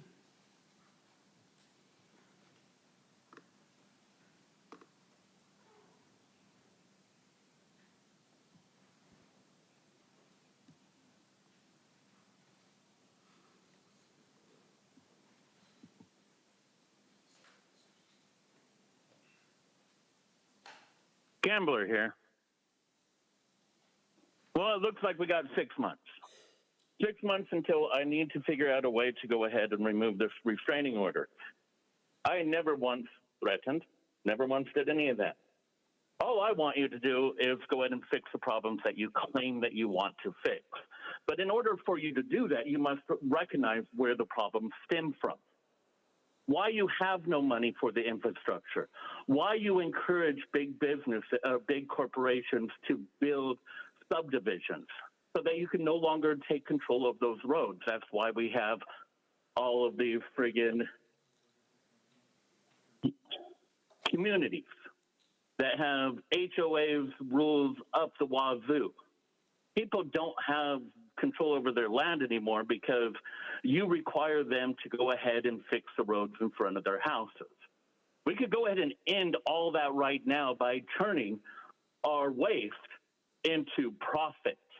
You could take Julian Brown's technology today as it is and start recycling our plastic, turning it into fuel, which is a lot cleaner than the fuel that comes from the ground, and turn the byproduct into graphene, which could strengthen our roads tenfold. They could give us the money to go ahead and fix all the roads that you refuse to fix because no one is building in those areas. Why don't you be honest with the people for one day and tell them what the hell is going on, and then that there is real solutions. But no, you're too busy searching for the grants from people that are willing to go ahead and cheat from us, steal our money, just so that you can pat yourself on the back. Now, I don't want to sue you. I don't want to sue the county. But if you're going to force me to do. Thank you. And Chair Lawson-Remer, that concludes a request for non-agenda public communication this morning. Again, all the remaining speakers will be heard at the conclusion of today's session. Thank you so much. I have a question actually for our CAO based on some of the public comment that was interesting. So there was a comment on the study, the fiscal study, the Tier D study, and apparently we're behind on getting the study, or just wanted a little more clarity what was going on with it. Where's that study? Thank you, Chair, for the opportunity to address the Tier D study. The Tier D study, we began drafting it after the MOU was negotiated with SEIU, went through drafts and iterations, which is the December date that was mentioned. There was a draft at that time that was being formulated. The report itself was finalized and sent to your offices on Friday, and we anticipate more discussion around that report. But has it been sent to them? Not yet. Okay. Yes. It's done, but it has not been shared with them. Yes, yet. that's correct. So it sounds like it's en route. That's right. Okay, great. That's a great update. Good to know. I'm glad we're holding up our end of the bargain. So thank you so much.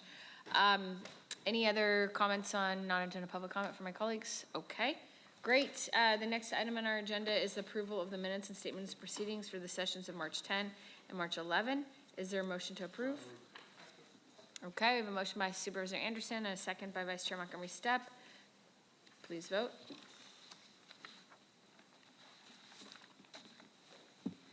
Chair Lawson-Remer, that motion passes unanimously with all supervisors being present and voting aye. Okay. We now proceed with the formation of the consent agenda. This is items 1 through 16. All items on the consent agenda are routine and will be acted upon with one motion.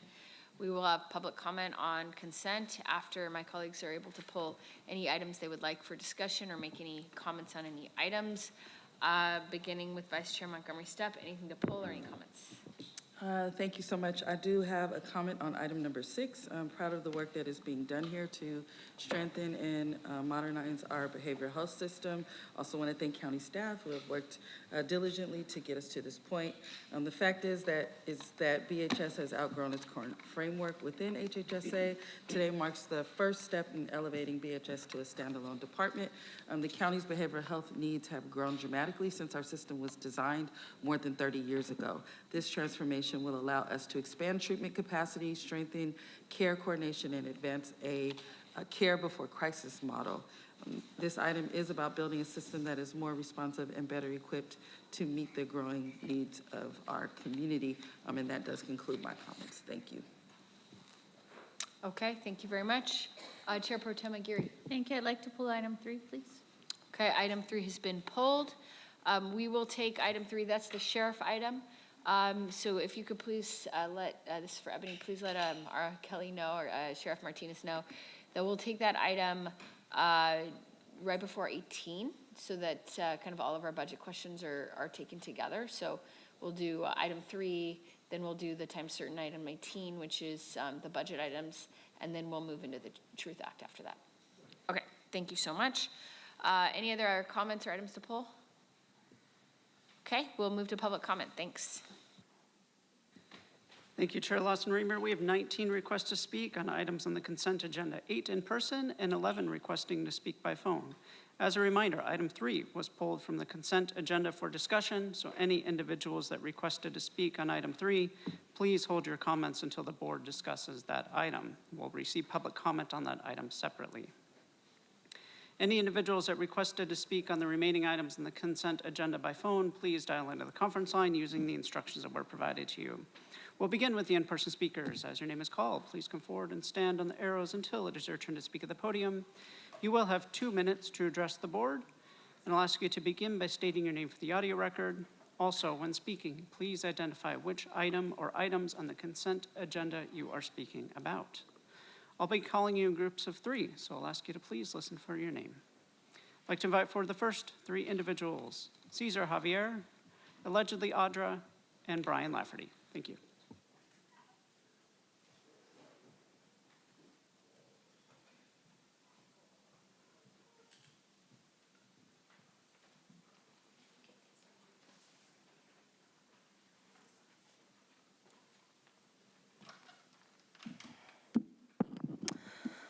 All right, so no, I don't think the district attorney should be getting any money for this family justice center when she's engaged in human trafficking and, in fact, complicit in the attempted murder of Andrea Ebbing, trying to, make sure that she perishes in jail when she was held captive for 8 days, denied medical services. And you have a child abduction unit. You go and steal children from their families. So any money that you're going to be getting is not going to bring any kind of family justice. And your guys' human trafficking nonsense, it's crazy when you guys are human traffickers and you're saying that you're going to do any kind of combating of that. Your human trafficking unit is here with Elizabeth, and, she even just sent out Alfredo to go talk to a mother, which is terrifying to think about when you guys are engaged in the abuse of children and the cover-up of sexual abuse. And in fact, Summer Stephan, you get pedophiles brought into you like information where you could charge them and you refuse to do it. So it's like, and you and your husband and your sister and all of these shenanigans just to keep justice from happening and to protect your RICO racket. It is absurd that you guys want to sit here and virtue signal like you're doing anything. The Polensky Center should be shut down. It should have a long time ago. There shouldn't be decades of abuse of children. And you guys sit up here and you act like this. Cherry, you're pregnant. I called it last time, too. Is that just a clump of cells? What happens if there are women that sit there and are pregnant like you, terrified of your human trafficking unit coming and abducting their children? Just like when they came into the hospital to try and take Evelyn's twins. saying that there was neglect in the hospital. In the hospital, they're being neglected. And so your trafficking unit tries to come and get them and kidnap them. And because we said we want to talk to your boss, they refused. Thank you. Next speaker, please. We'll go ahead and call 3 additional speakers: Michael Brando, Dorian Golu, and Mark. If I've called your name, please come forward.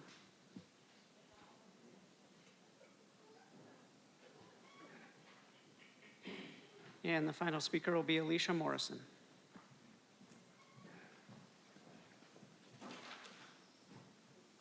Mark, I want to thank God.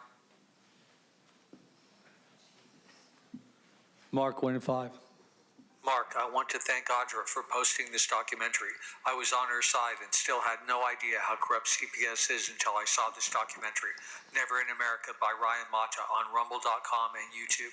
Here are some bullet points this film makes about Child Protective Services. 1. Provision in the law that they are required to file for a termination of parental rights. 2, the baby was left alone for long periods and baby's skin was burned from laying in its own vomit. 3, the hospitals and CPS get a lot of money as soon as the child is separated from the parents and no warrant is required. 4, police, doctors, and hospitals lie and the judge agrees in court and the news favors what they say. 5, states put quotas on their caseworkers to find abuse accusations they can make. 6, the shelter care hearing hides information on cases behind confidentiality laws and places gag orders on parents. A criminal has more rights than a parent in these courts. 7, at the direction of their county supervisors, CPS is a business which gets more money for removing more children. 8, the right for states to take your child began in 1974 with CAPTA, but few children were taken from their parents until 1997, when Adoption and Safe Families Act gave funding through the federal government and unlimited funding for hospitals through Medicare and Medicaid, making it extremely profitable. 9, under Title 4D of the Social Security Act, the federal government is essentially paying CPS agencies every time they accuse someone of abuse, whether the allegation is true or not. About 443,000 children were removed by CPS yearly, and state government gets reimbursements based on the rate of adoptions. 10, government, police, hospitals, and CPS have immunity for violating your constitutional rights to take your children. 11, every celebrity, politician, or independent journalist that tried to expose CPS has died, including Senator Nancy Schaefer of Georgia, who was shot dead in her home right before plans to release her documentary on CPS corruption to the International Criminal Court. Thank you. Next speaker, please.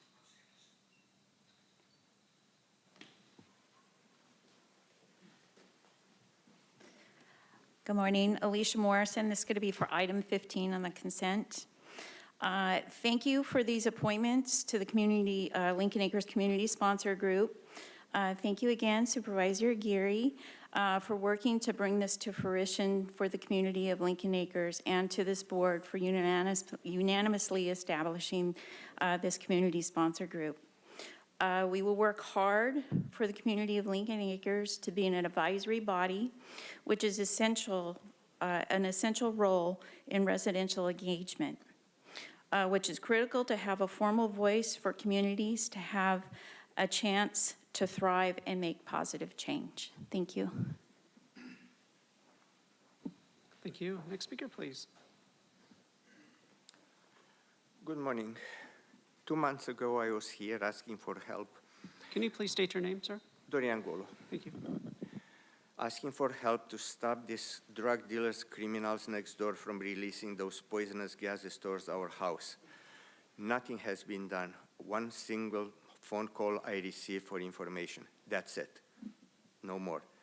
This is done with the protection of Lieutenant Bakuris from the communication center, who made sure that he arrested me for calling the sheriff's department for help after threatening me not to call. Lieutenant, threatening you not to call the sheriff's department. And he went further. After I was arrested, he made sure that now a DA case is filed against me for doing nothing except calling the sheriff's department for help. If you can't help, I want to make a direct call to Ms. Summer Stefan. Please help. You don't know what happened. You are not informed. everything stops below you. I attempted to contact you. I attempted to call Ms. Martinez, the sheriff. Nothing gets to her. It's handled below. No misconduct. Please help.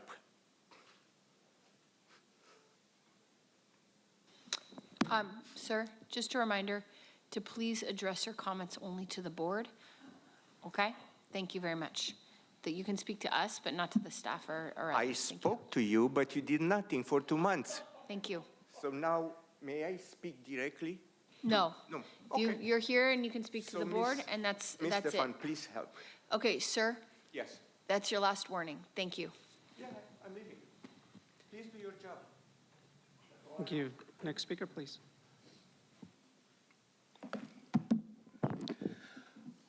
Michael, two here. Okay, all right. Let's talk about 6 and 7 and Monica Montgomery Stepford's comment about behavioral health. These items are illegitimate, frankly, because of the underlying model, care before crisis. Care before crisis. When who is it that actually facilitates and aids and abets emotional crises in this local area? And I just want to be sure and say it's not just the people sitting on the dais. It's actually staff members like Elizabeth here. It's actually what's her name? Kimberly Giardina, who got the heaven out of here. I actually ran into her, and it was good that she got out of here on her own terms, I believe. But yet we still have people in behavioral health like this Nadia Pravera Brahms spreading misinformation sitting out here. I guess she's going to talk later. So no, just on that basis alone, those 2 items are invalid. I want to briefly address number 5. This is an unspeakable topic. Unspeakable topic. Why? Because there's so much more going on in our nation, and Tara will likely say, oh no, that's not our jurisdiction. But she's always going to talk about other things that aren't her jurisdiction when it suits her fancy. I want to mention the Jeffrey Epstein files in relationship to human trafficking. This board's never addressed that. The unspeakable evil that's found in those files concerning things like human baby torture, children torture, sexual exploitation, even the mention of the unspeakable evil, unconsciousness, and insanity of adrenochrome. Adrenochrome, Jim, it's unspeakable. The good news, though, is everything's coming to light, and it can't be stopped, and that's a good thing.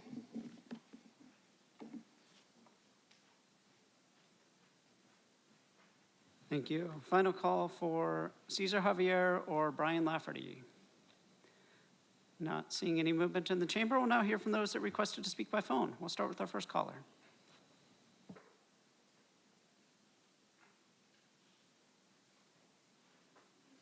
All about 7. It's disappointing that the board letter does not go into the pros and cons of United Behavioral Health Optum's performance. So I checked it out for you. Optum is a United Healthcare subsidiary. From a patient, quote, Optum is the epitome of dystopian healthcare. Just had to go 5 days without an antidepressant since they insisted on mailing me scripts, despite living only a short walk from a neighborhood pharma, unquote. From an insider, quote, Optum took over and implemented entire systems changes coupled with ineffective and cold management. This directly hindered employee performance and impacted the quality of client care, unquote. Do review. Do not renew. 5. You know all about trafficking, don't you? The county already has a multi-agency human trafficking task force, collaboration between fed, state, and local law enforcement and the DA's office. What makes this so bad is that the amendment has only 2 street people victims and no children, 2 out of 20. I would expect lots of business, political argument about the abuse, not much from people who actually live it. The same round robin that's fostered the current state of trafficking and exploitation. 8 SD County Commission. I like it that there is a provision where one can request to speak for over 3 minutes. Thank you. Hear from the next caller.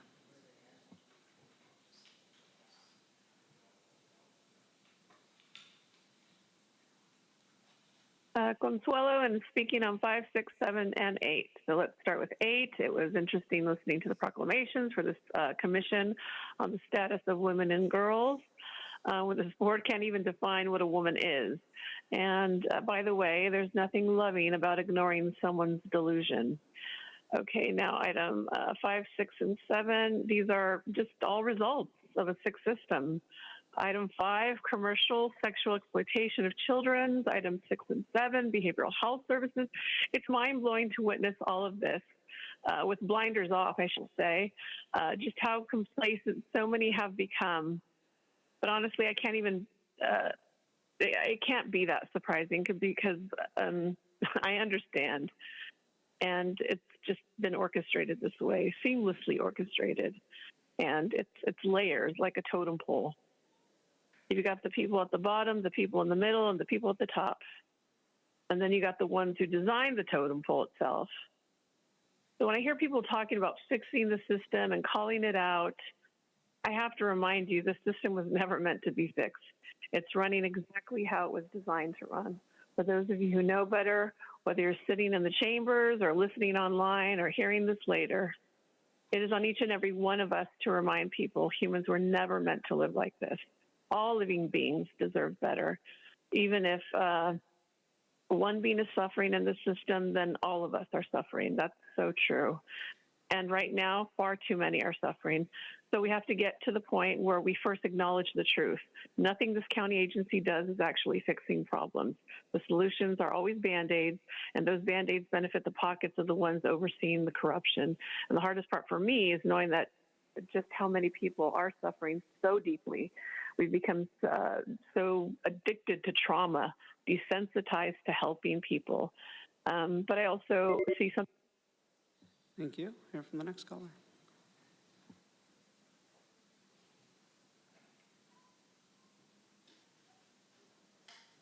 Hi, good morning, board. My name is Madison, and I'm speaking on items 6 and 7. I appreciate the county's work to strengthen behavioral health services and recognize how important it is to build a system that is responsive, accessible, and able to meet real needs across our communities.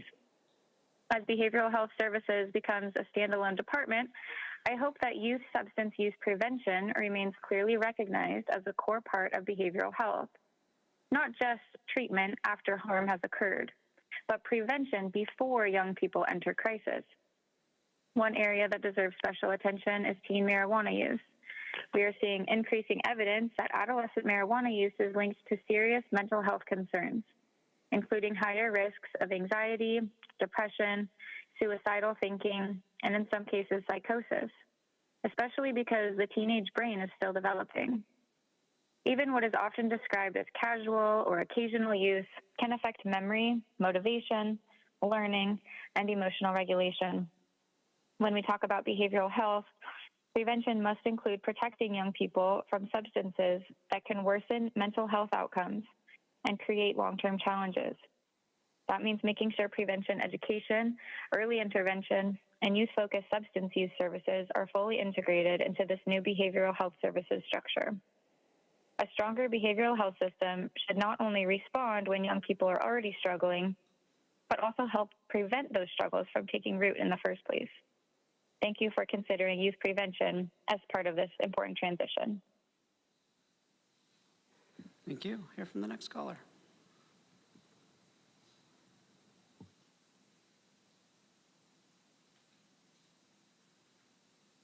Good morning. This is Peggy Walker. Thank you. And yes, to consent items 6 and 7. And respectfully, the expanded scope of work called for in the standalone behavioral health services contract should require thorough assessment of how expanded availability of intoxicating products sold throughout our county, including unauthorized psychotropic products sold in retail outlets, is affecting youth behavioral health. Data on juvenile offenders regarding marijuana use, for example, is available, but we need collective data about ER admissions and treatment needs for the hundreds of others under 25 resulting from heightened use of marijuana and other intoxicating substances. Such data is essential to strengthening San Diego's social safety network, providing a comprehensive system for mental health and for substance use care.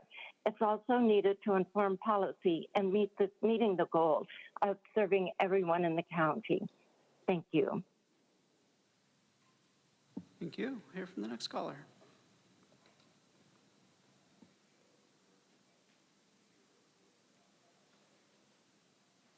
Hey, it's Truth saying my name. Item 7. Note any contract with a corrupt state, especially on the multi-billion-dollar fraud known as behavioral health. Everyone's been seeing the viral videos of all the different types of fraud going on with healthcare. Not new since 2020, but specifically tied to the types of unchecked ideas the county has been pursuing. And you know what comes to mind is, of course, the Harm Reintroduction Coalition, who had no contracts at all, going checked or audited, and having money go to surgeries, plastic surgery, and cars going to Mexico, et cetera, et cetera, et cetera. And you want to have more contracts doing probably the same thing. No, thank you. Item 8, 75% of this board doesn't even know what a woman is. So how are you going to approve anything for a commission on women and girls? You celebrated CEDA, which literally destroyed the definition of woman and the county's distorted, sick, perverted eyes. How dare you? Item 9, no to ugly Soviet-style stack-a-pack luxury boxes at trolley stops to benefit MTS and their union mafia-controlled board with career grifters like Manuela's dog, Matthew Leyba Gonzalez. Item 15, I support Alicia and Doyle Morrison to the Lincoln Acres group. However, is it appropriate for a husband and wife to both be on a group? Is that not slightly a conflict? No to Monica's choice of Chantella Slayton to the Commission on Women and Girls, a fellow lawyer. No to still single with no clump daddy, bumbler, Tara's, Union Politico, Amelia Sering to the Commission on Women and Girls. How will marketing and political science help women or help anybody? Aren't those just synonyms for degrees and brainwashing? I question Manuela's choice of Deepti Kurup to the Aging Advisory Council because she has a business, Comfort Care, home care all over the county, which may have experience, but also has a financial stake in saying yes to whatever this board pushes, which unfortunately isn't needed audits. So no to almost all of her appointments. On another note, please ensure your call-in line is working. Sometimes the number doesn't work, and today the audio cut out for over 20 minutes. It often Thank you. Hear from the next caller.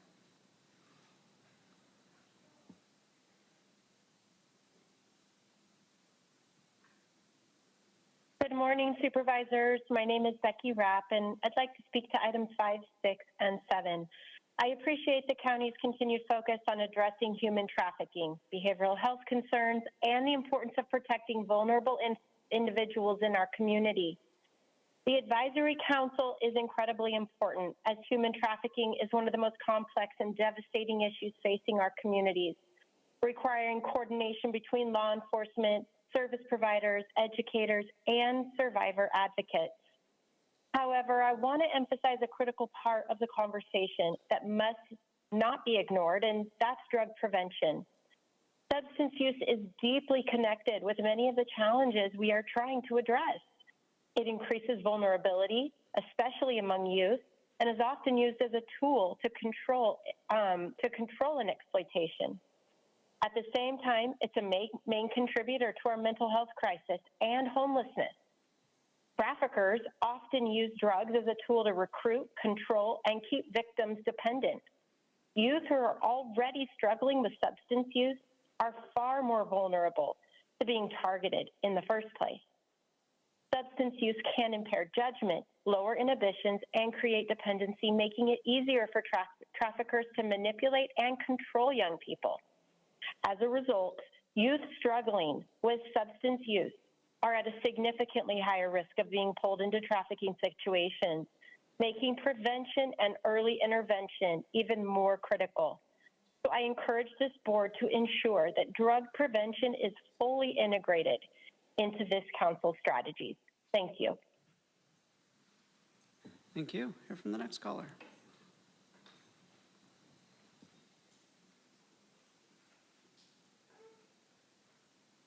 Good morning, Board of Supervisors. This is Ann Riddle. I called in today to address consent item 8. I tried to understand what your final goal was for behavioral health services, and it seemed to be to provide care for those with mental health issue or substance use care. But I think it's important that we realize that behavioral health always has included prevention services. Some might say from a financial point of view, it has to be pivotal. It is, after all, prevention services that will reduce the risk factors that lead to mental health issues and substance abuse. And it helps interrupt the conditions that also create these problems.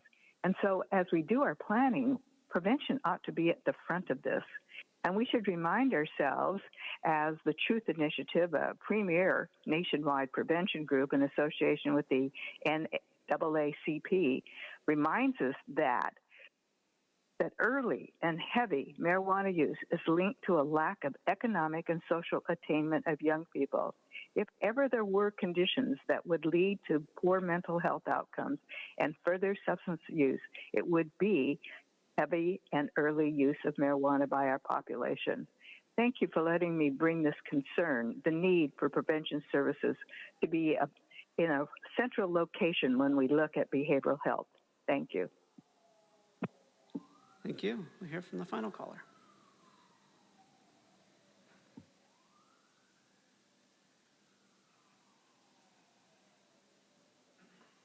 Gambler here. All these issues stem from Proposition 13 when we decided to cut our own revenue stream to go ahead and provide services.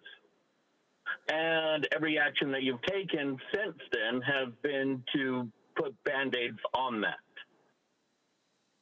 The problem is you don't have enough money to do what you want to do, so you come up with creative ways that really end up hurting us. You're not looking for solutions because having a solution would cut that revenue stream. That's the fact. What I'm saying is that you no longer need to look for those revenue streams. We have 5 years on our landfill in Miramar. We could immediately take action today by immediately recycling that plastic and turning it into fuel. This could generate millions and millions of dollars where you don't have to chase grants. You don't have to look for the state's approval on this. It goes on everything that you can do as your position. But if you are puppets to someone else, you're going to ignore this. If you do not care about equality, you're going to ignore this. If you do not care about propping up a young Black inventor, 17, in high school when he came up with this idea, you are part of the friggin' problem, Monica. You do not care about the Black people at all. If you want to ignore Julian Brown's work, if you want to go ahead and hand his technology to two universities. Just a reminder, you need to stay on topic. The topic of these items of your comments right now is the consent agenda.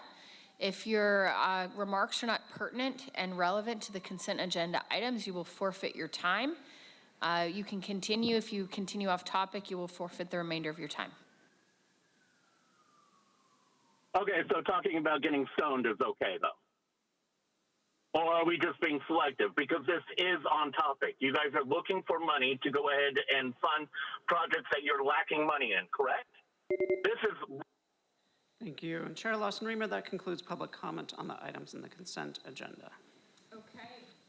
Okay, thank you so much. Thank you for everyone who took the time to have an opinion. We still need a motion and a second. A second. Okay, we have a motion by Supervisor Anderson and a second by Supervisor Montgomery Stepp. Please vote. Chair Lawson-Remer, that motion passes unanimously with all supervisors being present and voting aye. Okay, great. Thank you all so much. Okay, so we will now move on to discussion items. I'm going to outline a little bit first for my colleagues and for the public exactly how we're going to proceed with the agenda today. A few items are going to have to be moved because some are time certain. So to begin with, we're noting that item 18, that is set for a time certain of 3 o'clock. So although it says item 18, it will not be held, discussed in order, it will be at 3 o'clock. Item 17, the Truth Act Community Forum is set for a time certain of 6. So everyone please note, item 18 is at 3, that's the budget item. Truth Act, item 17 is at 6.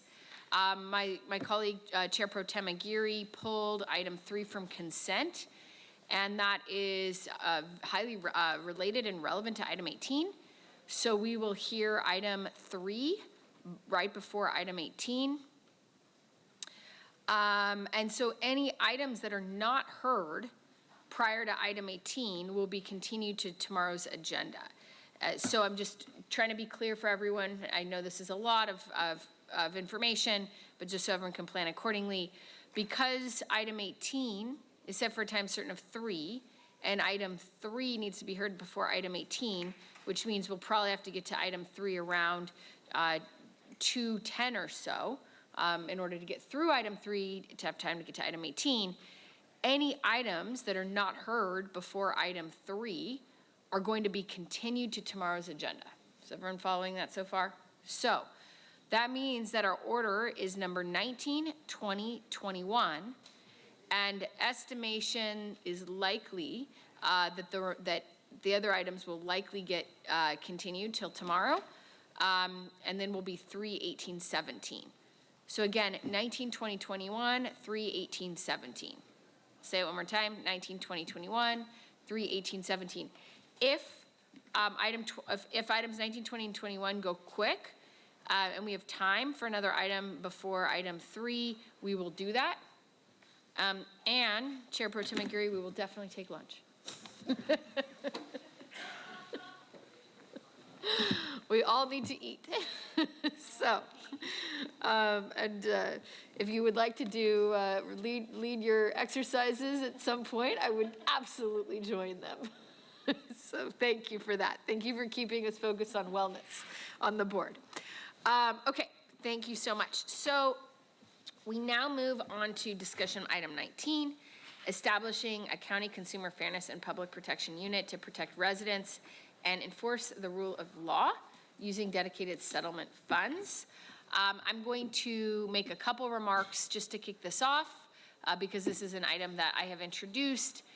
Then we will predominantly have public comment. I know there was a number of people who called in, and then we will have time for board discussion on this item. Great, thank you.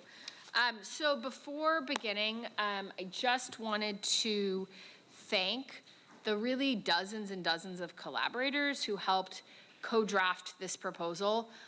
This is not a proposal that something I thought of on my own. To be quite honest, it really came out of a lot of community discussions and in response to stakeholders who had been reaching out for years with concerns, and those concerns really reached a crescendo when Trump gutted the Consumer Financial Protection Division at the beginning of last year. I particularly really want to thank the AARP for their assistance and for their input. I'd like to thank Coast Law Group, Legal Aid, shout out, you all are amazing for the fight you bring to protect people in our community, and amazing for your wisdom and guidance in putting this together. Serving Seniors, really grateful to the National Consumer Law Center, to Singleton and Schreiber, to Stop the Sewage, who has kept us laser focused on, the Tijuana crisis, the Tijuana River Coalition, Vet Art, Wild Coast Youth Will. Also, huge thank you to the UC Berkeley Consumer Law and Economic Justice Center, who've been incredible experts and thought partners, the Interfaith Worker Justice Center of San Diego County, CPI, Coast Law, the Yale Consumer Law Protection Unit that has been really supportive of the San Francisco City and County Attorney. As most of you know, it's one combined function there. And they've been really, really helpful, as well as folks up in San Francisco who launched that unit, who've been really helpful in helping think about how to structure this. People in Santa Clara who've been working on similar units. And just really wanted to say thank you to everyone. I can't take credit for this alone. It's really been a shared work of collaboration and input in trying to respond to the needs of our community that others have voiced and brought together. And so I just want to uplift that the spirit. It's not just in the drafting of this, but also the spirit. If this is passed today, you're really hopeful that our county council can continue working with these really extraordinary partners, the dozens and dozens of community groups and experts who've been so helpful in kind of conceptualizing this. And then, obviously the implementation would be in your hands, your good and competent hands, but I'm sure that they will be good sounding boards as your work moves forward. So, just kind of wanted to center that and not take credit for work that is shared. I think backing up big picture, why I have really prioritized is bringing this to you all today and proposing this is the really looking at how for many families in San Diego, the skyrocketing cost of living is compounded by everyday practices that quietly drain household income. The hidden fees, the deceptive pricing, the abusive debt collection, bad faith insurance denials, environmental predatory practices, dumping, and other unlawful conduct that makes it just so hard to get by and makes people struggle not only with affordability, but even with basic things like protecting their own public health and the health of their families. When these unethical and exploitive practices go unchecked, they function as an invisible tax on working people, seniors, veterans, small businesses, making everyday life so much less secure. But when we enforce the rules and the fair rules of the marketplace, we protect people, we stabilize finances, we protect health, we protect safety, and we ensure that honest businesses are not undercut by those who break the law. No one should have to fight corporate abuses on their own. So this proposal would establish a consumer fairness and public protection unit within the Office of County Council to build out our capacity here in San Diego. The resources to do this really, fortunately, already exist. Our consumer protection fund in our county has grown to over $220 million and is continuing to increase faster than it is being spent, which is an extraordinary lucky opportunity that we have here in San Diego County, especially given the huge budget crisis and budget constraint that we are under otherwise, and the attack that we have been under for the last nearly year and a half in terms of the budget pressures we're facing. But we do have an opportunity in a moment to utilize the Consumer Protection Fund that is really only for this purpose. So this money exists for one purpose, and that is protecting San Diego consumers. So this is why, really to fill this gap and this critical gap is why the state legislature explicitly recognized and expanded the civil enforcement capacity of county councils in 2021, because the state legislature recognized the enormous volume of challenges that people are facing every single day from so many sides and on so many levels, and the huge challenges of enforcement. So SB 461, which was passed and signed into law in 2021, allowed counties to step into this breach and to fill some of this gap. So just for some context, Los Angeles County has already established their own civil enforcement unit. Santa Clara County, we know that we're one of the, as I mentioned before, pioneering this work with San Francisco, which is a little bit different because it's a city and a county, but another very large county in the state of California. Our own county is one of the few remaining counties that has not already established such a unit. So the question is not whether this authority exists, it clearly does. The question really that is why we haven't used it. And I think that's why so many community groups have been so enthusiastic and so supportive about building out this capacity. This unit will complement and amplify important, and let me just say go a little farther, not just important, really vital existing work that's already ongoing that is focused on protecting consumers, cracking down on illegal and deceptive practices. Really wonderful work. And again, just really want to give a shout out to that wonderful work that's already ongoing. I mentioned legal aid. Also really want to uplift the work of our Attorney General in the state of California, Rob Bonta, who's been just such an extraordinary partner, and appreciate the partnership of Rob Bonta's office in helping us think through how to structure this unit. So appreciate that, and really glad we now have a county council coming straight from the AG who will be able to help guide this work here in San Diego County. So appreciate that. Appreciate the extraordinary work of our DA, Summer Steffen, and her hugely impactful team who's done just an enormous job in fighting on these issues. And hopefully we can continue to expand their capacity. I think there's an opportunity to increase that capacity pretty significantly because this work is all complementary to each other. And really hopeful we can continue to build out and increase the DA's capacity as well as this unit gets stood up. As well as our city attorney in the city of San Diego, Heather Ferbert. Just had a really interesting conversation with her last week or the week before about how excited she is for this unit to get moving, because a case was referred to her that was about health and safety, and she felt like that's the county's purview and couldn't wait for our unit to get stood up, because she felt like the city shouldn't take that on, but the county should take that on. So really looking forward to that as well. So I think our big picture, really looking at this unit, acting as a force multiplier to protect our community.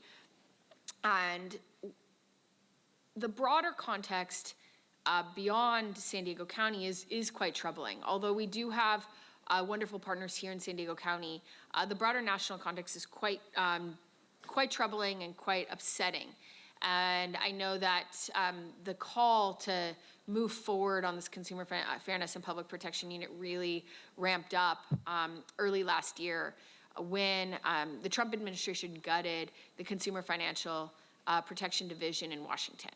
And as folks probably recall, the CFPB was stood up in the wake of the 2008 financial crisis, when tens of thousands of hardworking Americans lost their homes because of really predatory lending practices. But the big banks walked away whole, and the investors walked away whole, while regular people, many were homeless, lost their life savings, lost everything. And the purpose of the CFP, Consumer Financial Protection Division, was really to fight for working families. And unfortunately, we're now in a moment where Trump has turned his back on regular people to stack the deck for his donors, for big banks, for shady health insurance companies, for billionaires, and not staff up to fight for us. And as I've said so many times, I really think the core of the work that we have to be doing here in San Diego County at this moment is protecting San Diego County from these kinds of incredibly destructive and negative impacts that are coming from Washington, and us just saying, not here, not now, not in our county, not on my watch. So the need for this work could never be greater, and the moment really is now. So, just want to uplift some of the big concerns that we're seeing and that came out in the town halls and community conversations I've been having with stakeholders. There's increasingly sophisticated scams, AI fraud, predatory financial practices, very complicated bad faith insurance practices, environmental harms that directly impact public health, like the ongoing crisis in the Tijuana River Valley, and really looking at all of these patterns of harms so we can build capacity to pursue high impact cases. The work is also has to be about prevention, about helping residents recover what they're owed, and ensuring unlawful practices do not continue. No single office, no matter how strong, can fully address the volume, complexity, and evolving nature of today's corporate misconduct on its own. This unit will leverage the restricted settlement funds and reinvest recovered resources back into protecting our communities without competing with other county priorities. At the core, this proposal is about fairness. It's about making sure families are not navigating predatory systems on their own, and is about ensuring that the rules are enforced consistently. It's about building a local economy where those who play by the rules can compete on a level playing field. So that is just the context behind this proposal. And I also want to note, I know that ultimately, as this moves forward, it will fall to implementation, and whether we're batting it out of the park or not is going to, really sit in the responsibility of our county council. I have so much faith in Damon, and just really so honored that you're here and you've joined us to be part of our team. But would also urge you to seek the input of my colleagues, especially those whose communities are most directly impacted by a lot of these harms, as you look to staffing up and hiring, particularly in the director. I know Supervisors or Chair Pro Tem Aguirre has spoken many times about these issues, not just about the Tijuana River Valley, but also about predatory practices and payday lenders and shady financial practices and some really horrible practices around people being displaced from their homes. I think she would have a lot of insights and wisdom on kind of how to think about moving this forward. So I know that this would be a full board action, but also would like to uplift just really trying to get the input of my colleagues who've been fighting on these issues for many, many years as we build up this capacity here in San Diego County. So with that, I look forward to the discussion and to working with my colleagues to move this forward, and we will turn to public comment. Thank you. Oh, and sorry, before that, my team has distributed, again, credit where credit's due, all the letters of support, so you all should have those. So, thank you. Thank you, Chair Lawson-Remer. We have 41 requests to speak on this item, 19 in person and 22 requesting to speak by phone. Also note for the record that we received 380 e-comments, 342 of those in support, 25 in opposition, and 8 neutral. For any individuals that requested to speak on item 19 by phone, please dial into the conference line using the instructions that were provided to you. We'll begin with the in-person speakers. As your name is called, please come forward and stand on the arrows until it is your turn to speak at the podium. Because we have 10 or more speakers on this item, you'll have 1 minute to address the board, and I'll ask you to begin by stating your name for the audio record. I'll be calling you in groups of 3, so I'll ask you to please listen for your name. I'd like to invite forward the first 3 individuals, Sarah Fetterman, Joanne Franciscus, and Damaris Ceballos. If I've called your name, please come forward.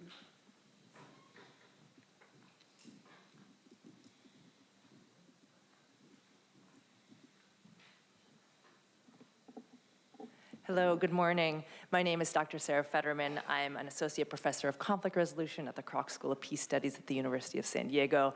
I am in strong support of this unit. I'm also a swimmer and a surfer. And my students here and I, we've been having a Tijuana watershed class, social action class this semester, and we've so appreciated the work on cleaning the sewage. We've also discovered the over 300 plus contaminants, organic and inorganic, that are coming from industrial waste. So we know that this unit is very eager to focus on U.S. polluters. There are a number of U.S. corporations on the Tijuana side and the Maquiladoras who are dumping, and that dumping is polluting the county. So super supportive of it, and look forward to it being created, and we can help. So thank you all for your service. Thank you. Next speaker, please. Good morning, Supervisors. I'm Joanne Franciscus, CEO of the Legal Aid Society of San Diego, and we strongly support this item. LASSD provides free legal services to low-income San Diegans in critical areas of civil law. Last year, we opened over 10,000 cases, the top 3 issues being housing, healthcare, and consumer protection. And while that is a huge number, we received over 90,000 calls for assistance. Every day, we represent tenants being charged illegal junk fees, patients saddled with medical debt, taxpayers whose returns were stolen, seniors defrauded of their life savings, but we can't file cases against every bad actor. So every day, those bad actors are doing a risk-reward analysis and exploiting the gaps in enforcement. As a service provider working in this space, I can tell you that no one agency or organization can do it alone. The Consumer Fairness and Public Protection Unit will help us fill this enforcement gap, protect San Diegans, and will do so without costing taxpayers a dime or taking resources away from any existing programs. We welcome the opportunity to work together to make San Diego a safer and fairer community. Thank you. Thank you. As the next speaker is coming forward, I'd like to invite 3 additional speakers. Mika Wilbur, Lusana Gonzalez, and Maria Ortiz. If I've called your name, please come forward.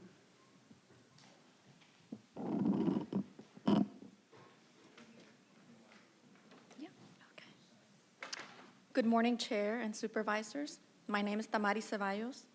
I'm a U.S. Navy veteran, a trained doula, and a graduate student at the Joan B. Kroc School of Peace Studies at the University of San Diego. I'm here in support of establishing the Consumer Fairness and Public Protection Unit. And as a veteran who deployed to Afghanistan, I was exposed to burn pits. I have seen how toxic exposure can affect service members and our families long after deployment. In my work supporting families during pregnancy and early infancy, I see how sensitive babies are to air quality and environmental conditions. I also have personal experience with pregnancy loss, which deepened my understanding of how vulnerable babies are before birth. Every family, in every part of our county wants clean air and water for their children. Residents living near the Tijuana River watershed are carrying a heavier share of these impacts right now. Thank you for your time and your service.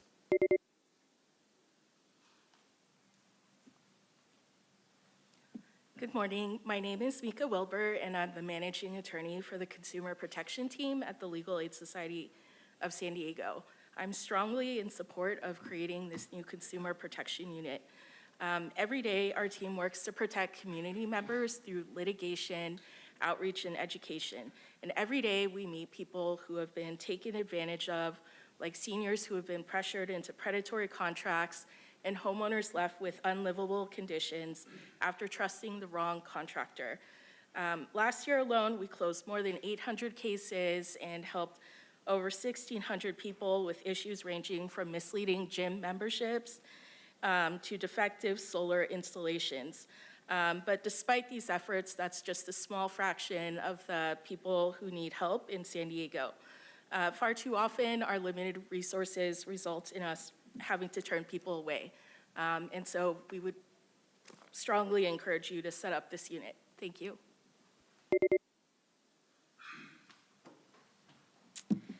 Good morning, Chair Lawson-Remer and Supervisors. My name is Luisana Gonzalez, and I'm speaking on behalf of the San Diego Regional Chamber of Commerce. The Chamber supports common sense measures that go after bad actors and provide a competitive business environment. Current local and state legislation establishes a strong framework for this. While this item may be well-intentioned, we are opposed based on the unintended consequences it may create for businesses and consumers. While this item may be well-intentioned, we submitted a letter to the board alongside other local businesses and housing organizations to explain these possible outcomes. Specifically, the lack of a clear right to cure or path to mediation for violations, the duplication of existing authority that the DA has, and the inherent need for settlement funding are problematic. Thank you for your consideration of our comments, and we look forward to working with the county on future solutions to protect consumers and local businesses. Thank you. As the next speaker is coming forward, I'd like to invite 3 additional speakers. Emma Stanley, Ariel, and Jesus Martin Gallegos Munoz. Good morning. My name is Maria Ortiz, and I'm a graduate candidate in the Conflict Management and Resolution Program at the University of San Diego. I am here in support for the Consumer Fairness and Public Protection Unit. This unit is vital because it provides a mechanism for cross-border environmental accountability, something that our region desperately needs. As part of the social action class at USD, my colleagues and I are focusing on the Tijuana water crisis. We've seen that this is no longer just a water issue. It is a public health crisis affecting our shores, our water, and our air.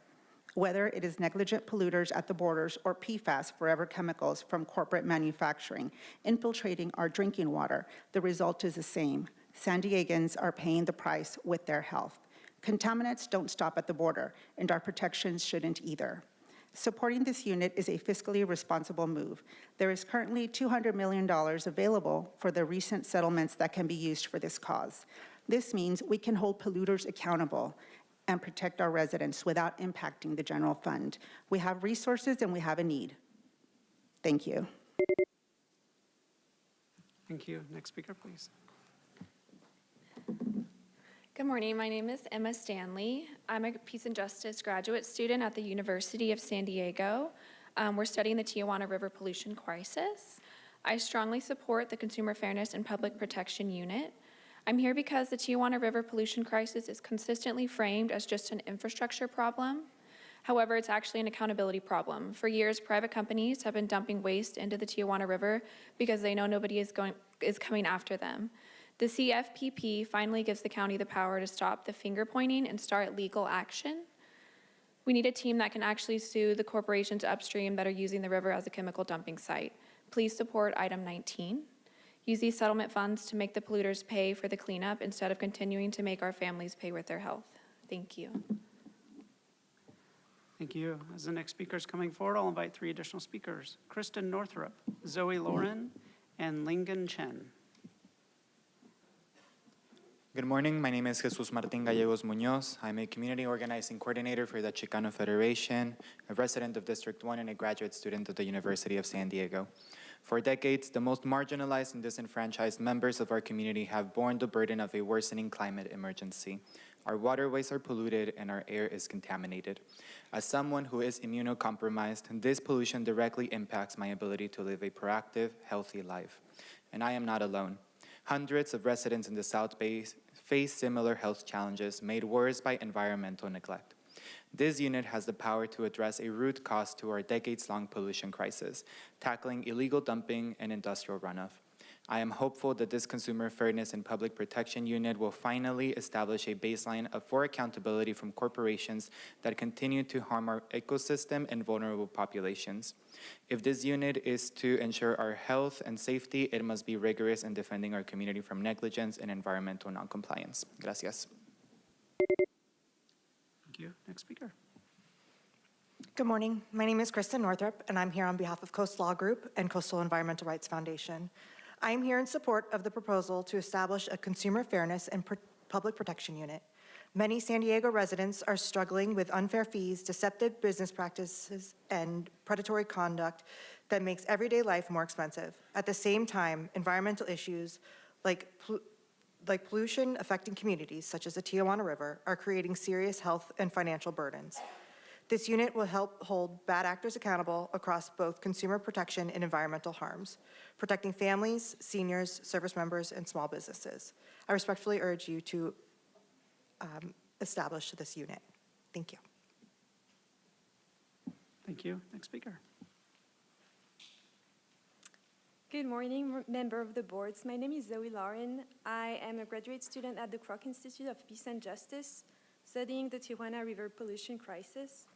I'm here to urge you to vote yes on the Consumer Fairness and Public Protection Unit, because what's happening in South San Diego is not just an environmental failure, it is a story of corporations exploiting legal gaps while working-class communities pay the price with their health. The communities most affected are predominantly low-income and working class, facing entrenched inequities that compound the harm. Small businesses dependent on coastal tourism have also faced serious economic downtowns. This is what enforcement gaps look like in practice. Corporations externalizing costs onto the most vulnerable, while no single agency has the mandate or capacity to stop them. The CFPP unit changes that. It gives San Diego County the legal opportunity to hold domestic polluters. Thank you. Thank you for your time. Thank you. As the next speaker is coming forward, I'll invite 3 additional speakers: Audrey Kim, Joel Liberson, and Cesar Javier. Good morning, supervisors. My name is Ling-Han Chen. I am a student at the University of San Diego and previously an intern at the United Nations Environment Program. I support the creation of the CFPP. Multinational corporations are operating across borders with ever greater ease and very few restrictions. Their environmental accountability cannot be optional. It must be fundamental, because communities and ecosystems are already bearing the cost of pollution. In 2019, questionnaires showed that 73% of respondents had exposure to water from the canal or riverside pressure relief tubes. And at the same time, at least 8 threatened or endangered bird and fish species are losing their habitats. These are real people, real lives, and facing real consequences. That's why addressing the Tijuana River Valley pollution crisis is not a luxury, but practical action. Thank you. Thank you. Next speaker, please. Good morning. My name is Audrey Kim. I am a San Diego resident, a current law student, and a former and future legal aid employee. Having worked alongside dedicated attorneys in that space, I have witnessed firsthand how limited resources may prevent us from taking on complex corporate misconduct, leaving our most vulnerable residents without a voice or a remedy. San Diego is already one of the most expensive places to live in the nation, and as Chairwoman has mentioned already, unlawful business practices only deepen that burden. The Tijuana River pollution crisis is a clear example of a long-neglected public health emergency that will only worsen without stronger enforcement. This unit would give the DA's office, local legal aids, and other partners a dedicated civil counterpart to address cases that currently go unanswered. As a law student, I am especially encouraged by the proposed law school partnership and believe many students here would welcome the opportunity to contribute to meaningful public interest work in our own community. I believe this is a meaningful step toward making San Diego better for all of us, and I respectfully urge the board to vote yes. Thank you. Thank you. Next speaker, please. Good morning, distinguished members of the board. My name is Joel Lieberson. I'm an attorney, and since 2012, I've had the privilege of working with city attorneys and county council in California and throughout the country to address a number of issues plaguing our communities. I wholeheartedly support enactment of the proposed Consumer Protection Unit. There are very few cities and counties throughout the country or in California that have the powers that the legislature has deemed to give this county of San Diego, both in terms of pursuing cases under the Unfair Competition Act to get civil penalties and to effectuate appropriate injunctive relief. But in addition, a few years ago, the legislature gave the county of San Diego the power to issue a pre-litigation investigative subpoena. Normally, you can only get discovery after you file a lawsuit, but now the county has that power. I would strongly urge the county to enact the proposed Consumer Protection Unit and take advantage of the powers specifically granted by the legislature to counties such as San Diego. Thank you for your time. Thank you. As the next speaker is coming forward, I'll invite 3 additional speakers. Allegedly Audra, Michael Brando, and Tiffany Curry.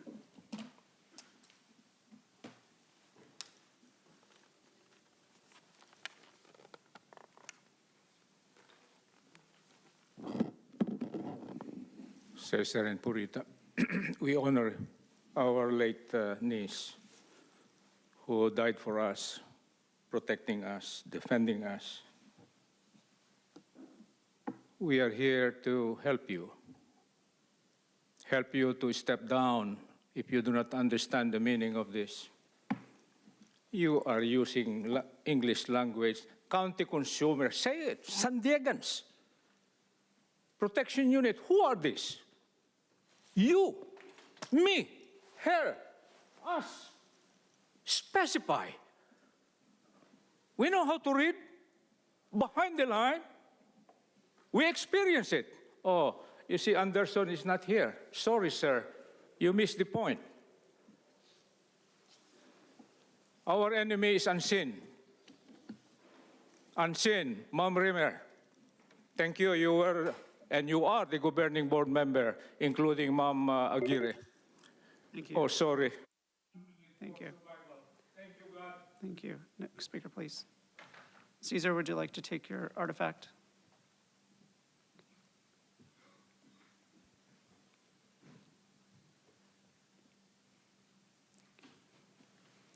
Next speaker, please.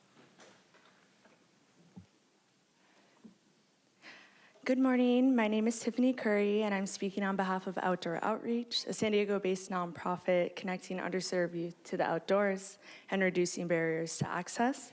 I'm also honored to speak on behalf of the Tijuana River Coalition, a group of over 65 organizations raising awareness and advocating for solutions to the Tijuana River pollution crisis. Many of the youth that we serve at Outdoor Outreach live in communities directly impacted by the pollution. We've seen firsthand how this ongoing crisis limits access to safe, healthy outdoor spaces and affects families' well-being. Creating a consumer fairness and public protection unit at the county would be a step towards addressing a critical issue, industrial waste being dumped into the river by American companies with factories based in Tijuana. We support this item today and hope to see a future where all children and families in Southern California and Northern Baja are free to play in vibrant communities. Thank you. Thank you. As the next speaker is coming forward, I'll invite the remaining speakers in person, Mark and Robert Brown.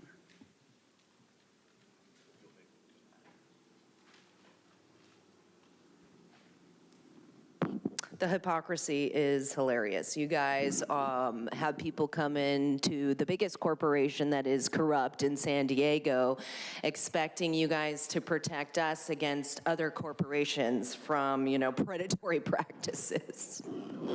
It's like creating a human trafficking unit when you're a human trafficker, right? It's so interesting the way things are inverted in this world. And you guys are the reason why people's cost of living constantly goes up. In fact, you even take people's homes if they can't pay the tax on it. And then you're like, but we're going to help you keep your homes too.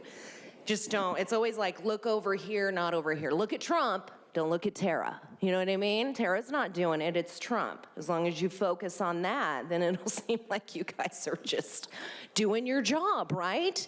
Which is to be totally corrupt. It's so funny that you guys want people to follow the law. And then we have our Bonta puppet here that's gonna run this unit. It's so terrifying what you guys do. Good job. You're doing good. Next speaker, please.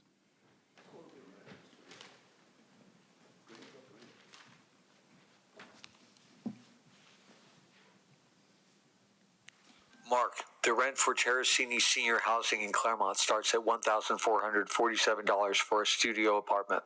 The square footage of a two-bedroom apartment ranges from 363 to 539 square feet.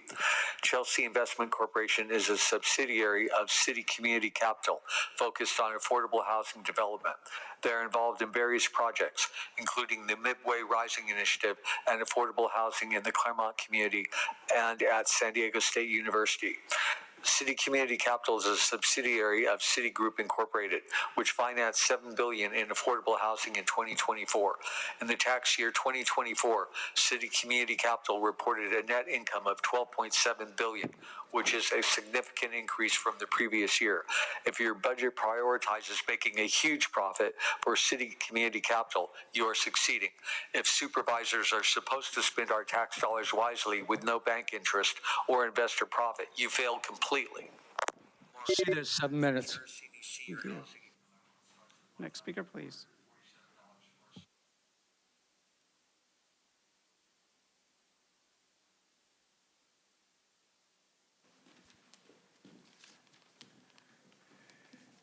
Good morning.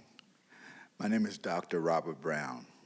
The first thing I want to do is thank all of you for your courage, for your sacrifices, your dedication, leadership practices, and service. I'm a research faculty in graduate Homeland Security, and I also do research in transformational justice, and I've immersed my life in looking at law enforcement reforms, practices, and oversight. But I come before you today in opposition to this because to me it feels like, and I've spoken to a lot of people in the community, it seems like it's the same thing that we're already doing in the DA's office. And we know that you want the best for us in the community, but we first need to know exactly how it's going to differ from what they're already doing in the DA's office. So it appears to us like you're creating another unit. So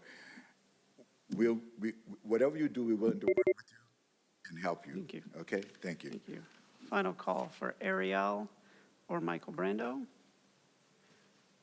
We'll now hear from the individuals that requested to speak by phone. Before we move to by phone, how many requests by phone do we have? We have 21 requests to speak by phone. It looks like about 12 of those are in the call queue at this time. Okay. I see our district attorney here in the audience today, which is wonderful. Has she requested to speak? And if not, I'd love to invite her, at least give her the opportunity to speak, even though she has not requested. It's at your discretion. Thank you. Okay. DA Summer-Stephan, if you'd like to make a comment before we go to the folks who are calling in, don't feel obligated, but would love to invite you if you wanted to come up and speak for 2 minutes. Not to put you on the spot.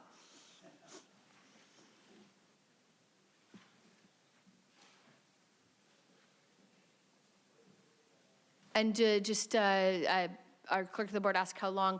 I know all the other speakers only did have 1 minute, but this is our district attorney who brings a particular point of view, so she's going to get double that time. Thank you. Thank you so much, and hopefully I'll be able to also answer questions because I know some of the board members had questions, so because this is, like you said, a very complex topic. So good morning still, Chair and Board of Supervisors. I'm Summer Steffen, San Diego County's District Attorney. And one of the things that I think are key for our county to continue to thrive is collaboration that's really built in trust. And in this situation, unfortunately, I think that it is premature, that we can do something good for the county to expand services, but the way that it's being done is rushed and without input from a key stakeholder, meaningful input, and that would be the DA's office. We had 5 days to respond to a very complex letter. When our office has been doing the consumer protection work, both civil and criminal, for 51 years. The key author for the consumer protection, civil consumer protection that's used around the state is part of my unit, and he's here today, Tom Papageorge. You can look him up. He could have provided a lot of information that would have helped the county develop something that actually is an ad as opposed to a duplication. In fact, the real concern in duplication is beyond just duplication. It's the fact that it can interfere with investigations. For example, in this binder here that is hard for me to lift, is one binder of one investigation on the Tijuana River case that the only reason I'm sharing is because we had to be in court with the federal court where this case is being heard. Thank you. And so to be able to be in court and see the case, the litigants know that we are involved. If, for example, county council, as esteemed county council, started an investigation, it could have interfered. I'll give you another 30 seconds, but I do want to be respectful of the time limits, but please continue. Madam Chair, I have my hand up. It may be more time efficient because I wanted to ask her some questions. So whatever you want to do, but we should go, if you want to answer questions, I think probably most appropriate procedurally would be to finish public comment because we have a whole bunch of folks on the phone waiting. Whatever you want to do, I just want to be respectful. And then when we get to board discussion, then our district attorney could come back and answer your question if she's willing to stay for that time period. Yes, this is very important. Okay, why don't we go ahead and do that? Thank you very much. Okay, thank you. So let's, just to clarify for everyone, we'll finish public comment, and then we will go to board discussion. Thank you, Chair Lawson-Remer. We'll now hear from those that requested to speak by phone. When it is your turn to speak, you will be unmuted and you'll hear a recording that will tell you to begin your comments. We will start with our first caller.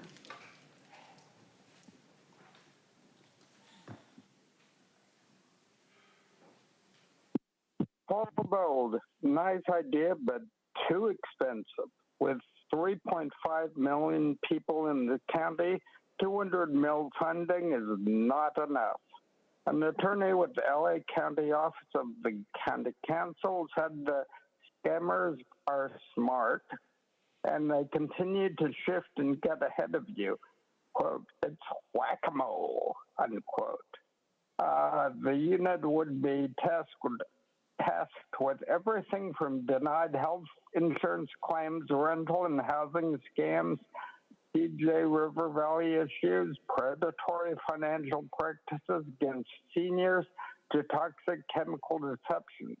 Lots of potential scammers, not to mention corrupt government people. Sarah said, quote, bad businesses doing bad things should be held accountable, unquote.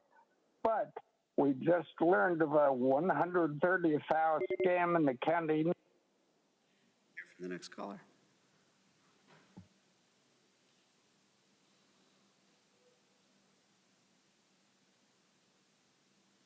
Consuelo here. So what's stood out to me in this item was the long list of outside organizations being thanked, many not even from within our county. And why are we looking outside of our own community to solve issues that affect the people right here at home? I know why, it's the UN agenda. And that alone should raise concerns for you people listening in.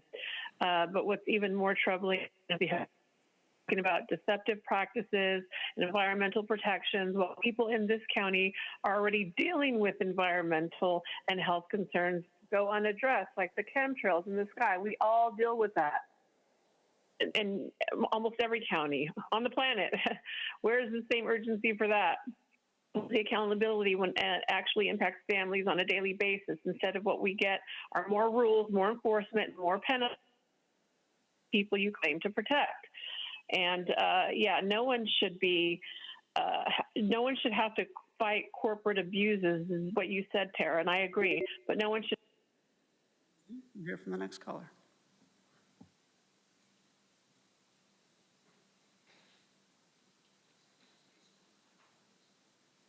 Good morning, board. My name is Kathleen Lippett, and I would like to express my very significant support for Summer Steffen and her job. And I think that the committee that was created by Tara Lawson-Remer as a result of her decision to create this proposition, this program, should have at minimum had a participant from the DA's office to help guide them. There's a duplication here that does not need to be duplicated, and to see another bureaucracy created with funding that the county does not have, should not be spending. Give the money to the DA's office, create more personnel at the DA's office to do what they do best, because this is not an item that is under the expertise of the County Board of Supervisors. Thank you for letting me speak. Thank you. Hear from the next caller.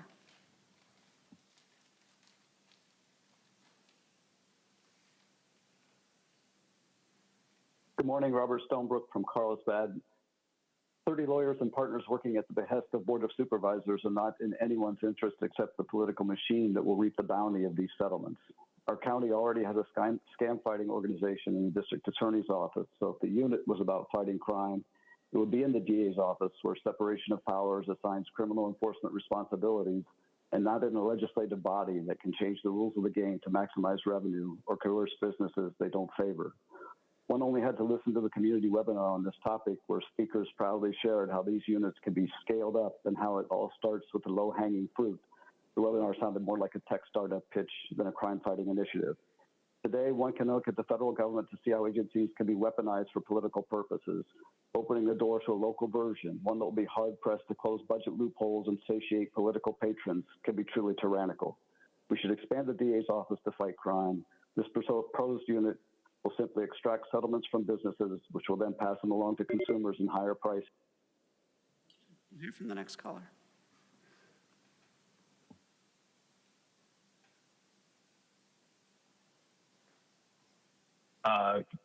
Good morning, Madam Chair and members of the board. My name is Gerald Singleton. I'm an attorney with Singleton Schreiber in San Diego.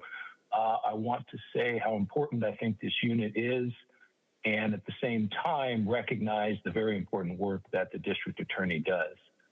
One of the things that I think is so remarkable about this is the opportunity to address issues that, due to limitations of staffing and finances, the district attorney is not able to, and because of where they're located in the county, the city attorney's office cannot. So I think this gives us an opportunity to support, supplement, and build on the work that the district attorney's done. And I think there's an opportunity for everyone, the district attorney, the county council, the city attorney, and the attorney general's office, to work together for the people of San Diego. Thank you very much. Thank you. We'll now hear from the next caller.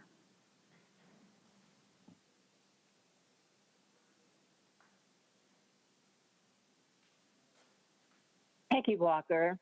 It's unnecessary waste, not reform, to duplicate an established consumer protection unit in the DA's office that has successfully stopped illegal business practices for 50 years now with strict oversight. So no on this rush proposal because it's presented with a lack of transparent governance, given that the DA's office was given only 5 days to respond to it and should have been consulted. We don't need new bureaucracy when we have experienced DA prosecutors capable of handling the job. I'm with DA Summers Stephan, who just proposed an ad, quote, ad, ADD, in coordination with the DA's office, which has demonstrated expertise in handling consumer fraud settlements rather than duplication and more county bureaucracy.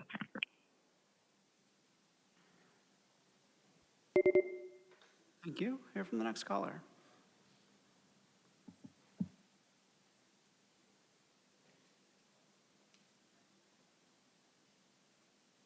Hi, good morning, Chair Lawson-Remer, members of the board. My name is Gil Vera, the Director of the Housing Justice Collaborative at Legal Aid Society San Diego, and I'm here to support the establishment of the CFPP unit. Everyday San Diego residents are hit with what can only be described as unfairness in taxes, hidden predatory fees, predatory lending, bad faith insurance deals, housing, consumer fraud, and environmental harms that drain family budgets. For low-income families, seniors and veterans, and working people living on the edge, even small abuses can push people into crises or homelessness. At the same time as federal enforcement has weakened, state agencies are being stretched thin, and legal aid organizations simply cannot take on this large scale of corporate misconduct alone. This leaves a real enforcement gap. The CFPP is a smart and responsible solution. It uses existing settlement funds, not taxpayer dollars, to stop illegal practices, recover restitution, protect honest businesses, and prevent harm before it spreads. I urge you to support this proposal and ensure fairness, accountability, and real protections for San Diego residents. Thank you. Thank you. Hear from the next caller.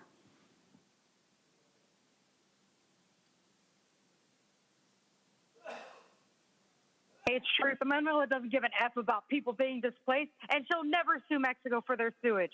And Tara's friend Allison Snow got a lot of USD puppets to read scripts.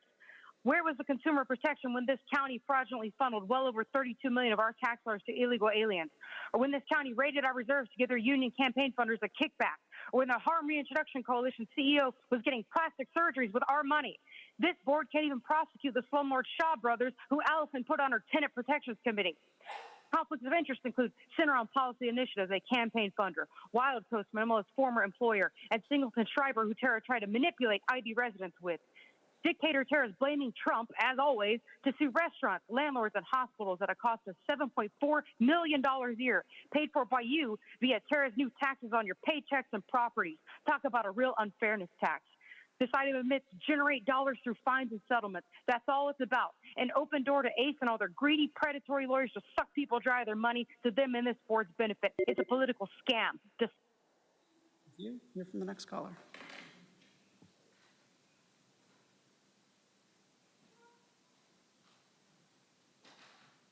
Good morning. My name is Becky Rapp. Thank you for bringing this item forward, and I appreciate Summer Stephan's points and ask you to consider her objection to help streamline a better program.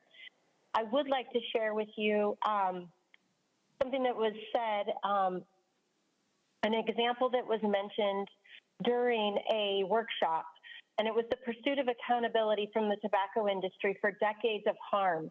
That effort showed us something critical. When industries mislead the public and profit at the expense of public health, the government has both the authority and the responsibility to act. And today we're facing a similar situation.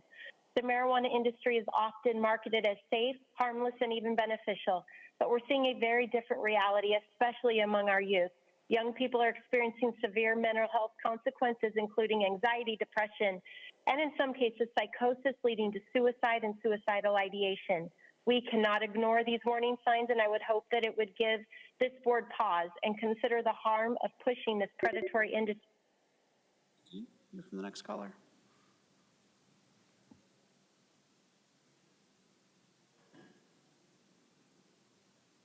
Good morning, Board of Supervisors. Ann Riddle. I called in regarding item 19, which I respectfully oppose.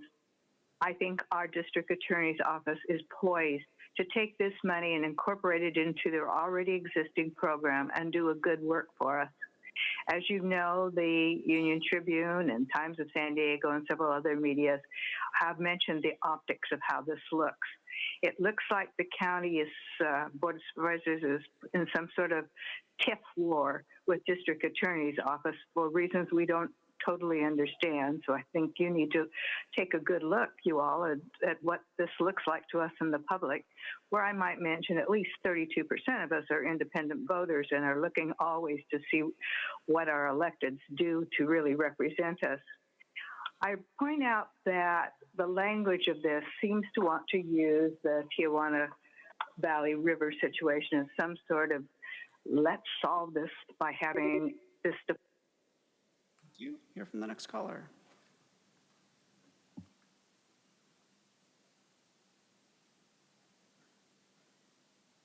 Gambler here, talking to the board of people who can't understand normal thinking. Summer Steffens, do you understand why I chose my name? I mean, you had a sheriff call me up and ask me that when you guys decided to try to go prosecute me and try to have me be thrown in jail for calling you can't understand normal thinking. Look, is it that you guys really want to go after some of these properties right along the border to turn them into housing projects? Here's my question with that. With all these big trucks that weigh an ungodly amount of weight, they're going to tear up the roads. I highly recommend putting graphene and redoing the roads, making them stronger to be able to handle them. But in order to do that, you're going to have to recycle the plastic and actually do something good for us. You could generate $125 million instead of trying to steal people's land. You could go ahead and start reducing the cost here. You hear from the next caller.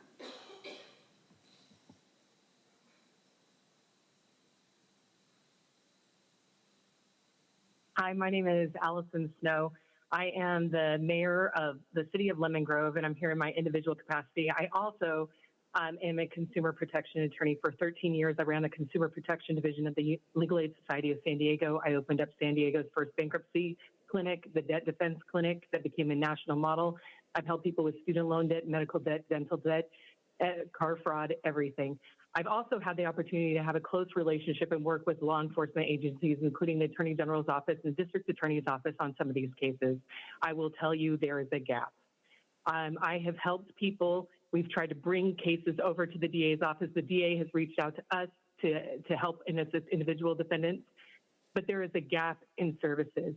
We had the program that was a predatory lending program, and the money was not returned to the people. And the only person who got any kind of criminal activity was the lowest person, door-to-door salesperson, not the finance lender who continues to ratify the fraud and add the. Now hear from the next caller.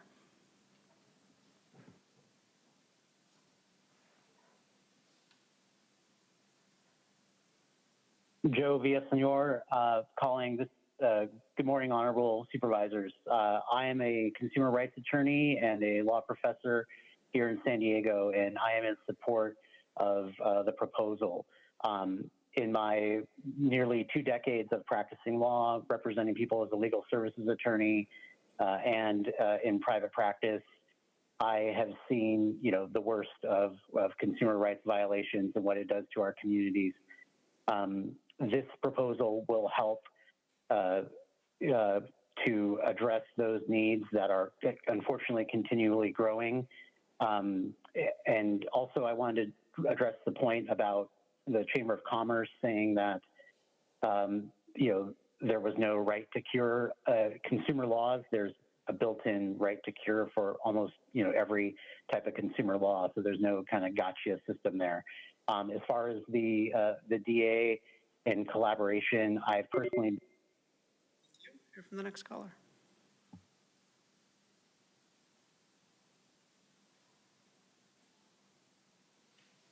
Hello, this is Crystal Irving, president of SEIU Local 221, speaking in favor of the county establishing a consumer fairness and public protection unit. San Diego urgently needs this unit for many reasons that impact the members of SEIU and the communities that we get to serve every single day. And while time does not permit me to go into all the details, I do want to amplify a few. housing, fairness for renters, and holding big corporate landlords accountable, preventing families from going into debt simply because of denied claims from health insurance, the Tijuana River environmental crisis, where our members still show up to serve the communities as park rangers and lifeguards at Imperial Beach, just to name two. And of course, more protection for seniors and veterans. This is a critical time in our history as a nation and as a county, and taking action gives us the opportunity to step up and make an impact, as many other large counties have already done. The consistent question that we ask as labor is, which side are you on? And I believe this board to be on the side of people. So we are urging a yes vote on this item. Thank you. Thank you. Hear from the final caller.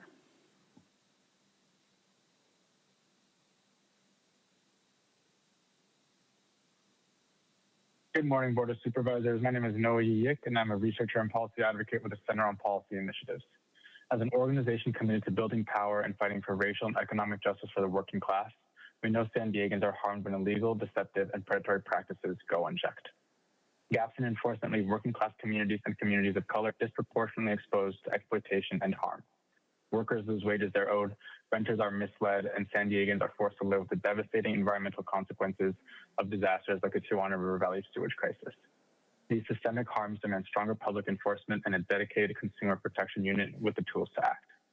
The proposed CFPP unit would strengthen the county's ability to protect San Diegans.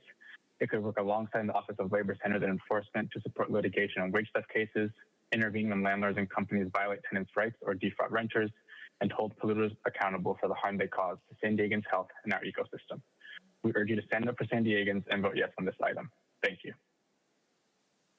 Thank you. And Chair Lawson-Remer, that concludes public comment on this item.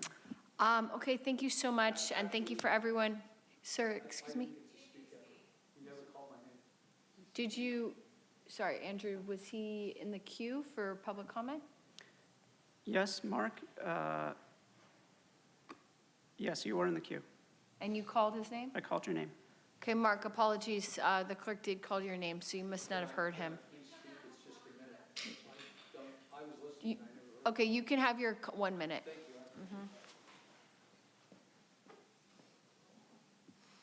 Mark, item 20. Your overview states, to advise the Board of Supervisors and county staff on issues of policy and to serve as links to the community. You never listened to the community's input anyway. Lots of examples of this. When many women, hour after hour, begged you not to allow men and women's restrooms, Tara and Nathan Fletcher passed it anyway. Not just transgenders, any man who says he is a woman, including predators. No one, including poor people, wanted sales tax as their children inherit their homes. But this board passed it, and the amount will increase drastically as property tax did after 1913. Before that, property tax was unconstitutional. Everyone begged you for decades to stop the TJ River crisis. You didn't. Everyone begged for utility rates to not go up, but they have constantly risen, even though we already have the highest in the country, and you have not kept rates down. In the name of helping us, this board intentionally fails at everything it supposedly tries to do.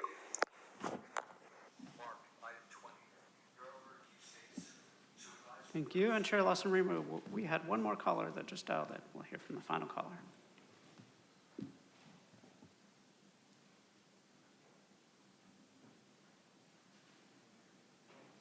Good morning, members of the board. My name is Cole Samaru. I'm a Marine Corps veteran, CEO of Senior Tech Connect, which empowers older adults to navigate technology and stay safe from scams.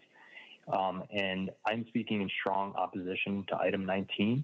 In my work, I see the sophisticated threats facing our older adults every single day, particularly in the rise of AI-driven fraud. Addressing these threats requires specialized expertise that is already held by the District Attorney's Consumer Protection Unit. Their office doesn't just prosecute, they are in the trenches with the organizations in the communities that help to educate the community. They've built the trust that our veterans and older adults rely upon. Creating this additional unit within the county council is bureaucratic bloat. It does not seem like it has followed a clear process or fiscal discipline, listening to the people.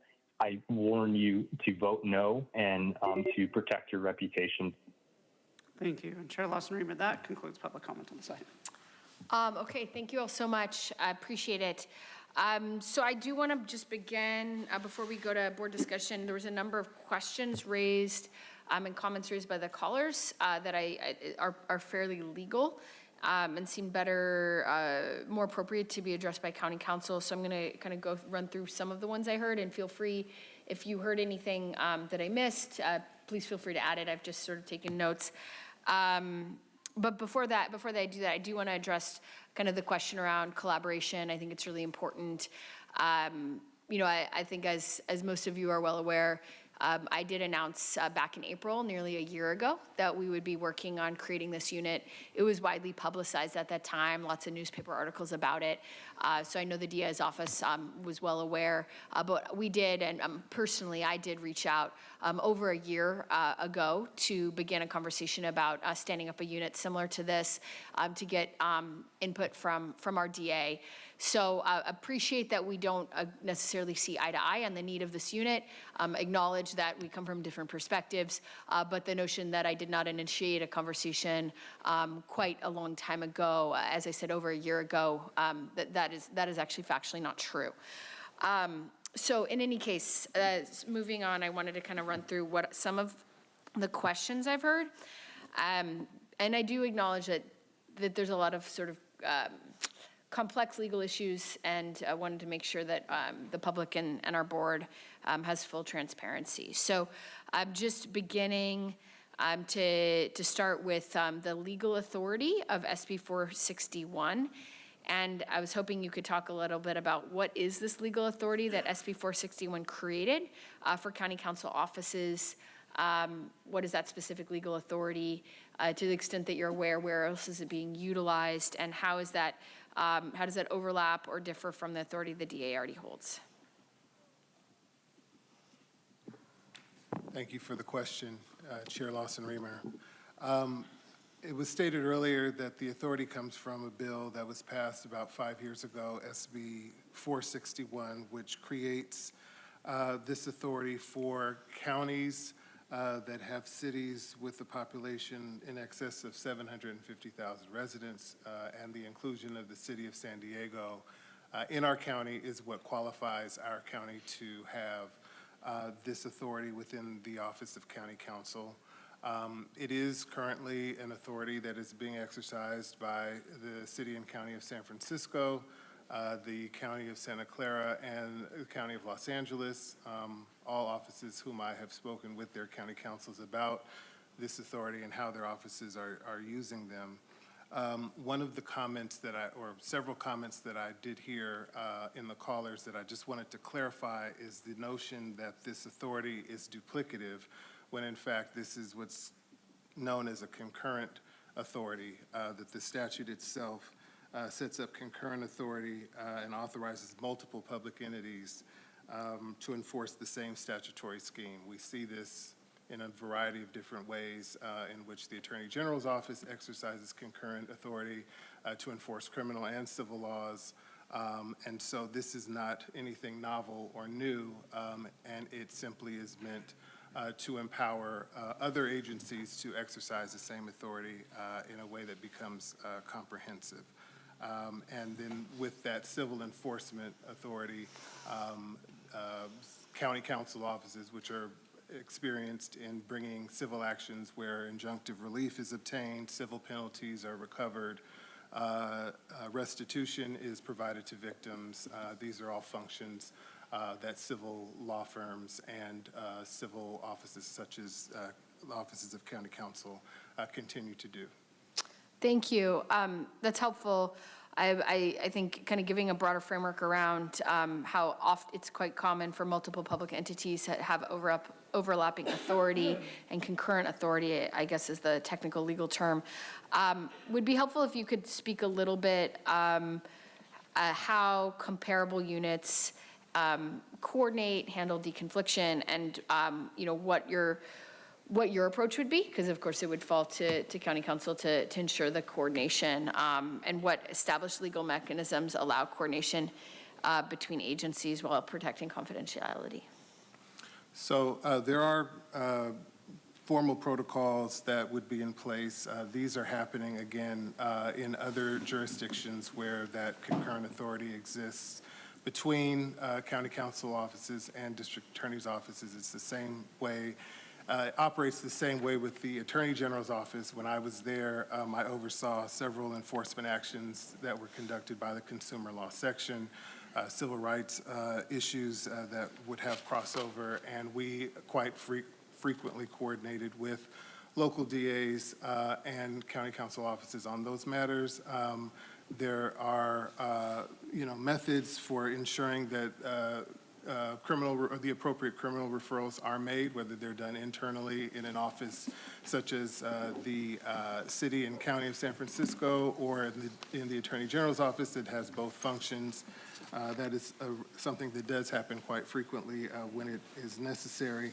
And then working with multi-agency civil enforcement is something where there will be deconfliction protocols set up, and we would make sure that all of that was done according to what's required. Thank you. I appreciate that. Another question that arose regarded the source of the funds that are being proposed to fund the work of this unit. So I was hoping you could speak a little bit about who has legal control over the Consumer Fraud Trust Fund, what are these legal restrictions on how it can be spent, and how does this proposal, and certainly your plan for implementation of this proposal, ensure that these restrictions are honored? And I mean, really to cut to the chase is, what kind of specific financial oversight mechanisms does this proposal and would you plan to administer to ensure that the trust fund is protected and properly managed? And I will defer certainly to the CAO's office if anything that I state is inaccurate. But my understanding is that this Consumer Fraud Trust Fund is a county fund, and so obviously that is subject to the control of this board to allocate the funds in the manner that they determined to be necessary and within the authorities that the funds have been appropriated. I know under Prop 64, funds are restricted, and so the use of the funds would be limited to these activities within my office to engage in this consumer protection work. We often, in our office, we manage the county's liability fund, which is almost $90 million, and through the use of actuarial studies and services and all of the internal controls within not only my office but countywide, we are able to manage those funds. And so this would not be anything new necessarily to our office, but again, we would certainly deploy the resources according to the restrictions placed on the funding. And I don't know if there's anything else that you would add to that. Okay. Thank you. And I think the last question that I think would be helpful to get your opinion on or to get your analysis of is the ethical obligations that govern county council's enforcement decisions, and how this unit's structure as described in the board letter would provide those kinds of a framework and guide rails to ensure that you're able to uphold the ethical obligations regarding enforcement. Sure. Well, there are several different schemes of ethics enforcement, throughout the state,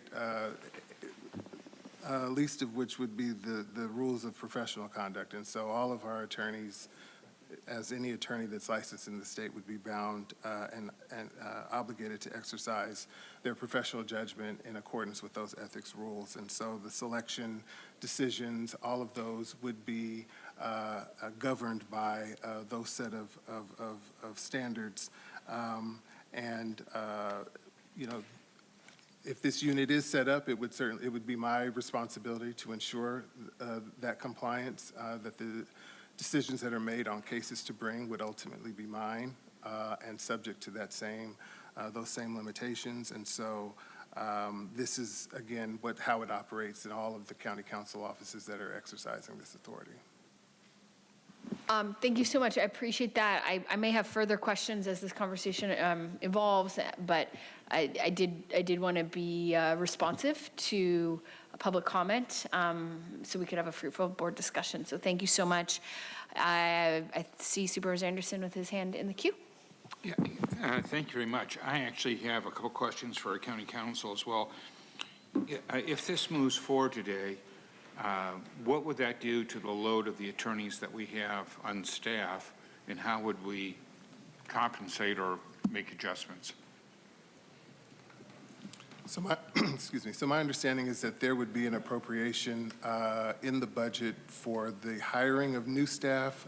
This would not be any workload that would be added to existing staff, but that there would have to be a ramp-up period where we brought on staff to take on these responsibilities.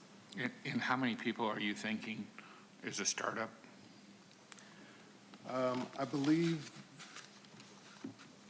there may be an overall appropriation of positions within a certain amount of time. My objective would be sort of to slowly roll this out. Obviously, we would need leadership to take on the oversight of this new unit and bring on additional staff as necessary and required to get the unit going and to take on the initial responsibilities.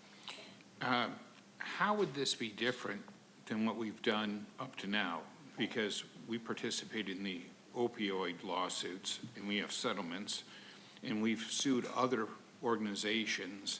I'm not sure which ones I can mention. I think they're public record once we filed the lawsuit, but I don't want to run that risk of a Brown Act violation. But how is it that we're able to accomplish that now, and how would this change?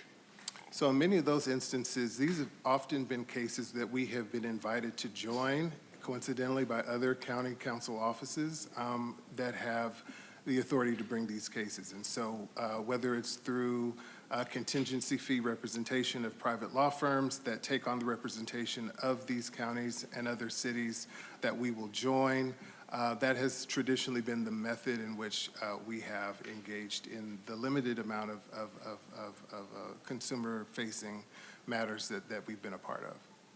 Will we still do that? We can still do that. We can still engage outside counsel in matters where it would be appropriate to bring those actions.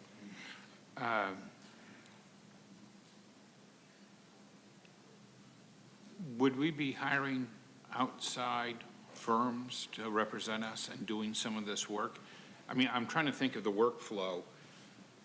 We have a pretty good prediction of how much workflow we have from what we do at the county over the time. But on a project like this, how are we going to meet that workflow? Would we bring in outside firms at some point and then make an evaluation of whether we should staff it or keep with an outside firm that has specific skill sets for that area? I mean, I know that we do that now, that we don't have all the skill sets necessary, and we don't have enough work to hire somebody who's exclusively in an area as an expert. So how would that work?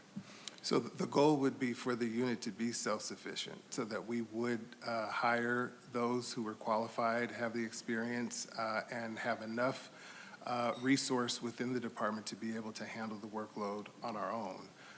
Again, as we do now, to the extent that there is an expertise that is lacking for a particular matter that may be very nuanced or special, or if there was a capacity issue, if certainly the work was growing at a faster pace than we were, then we could utilize that as a resource to be able to continue to pursue the work.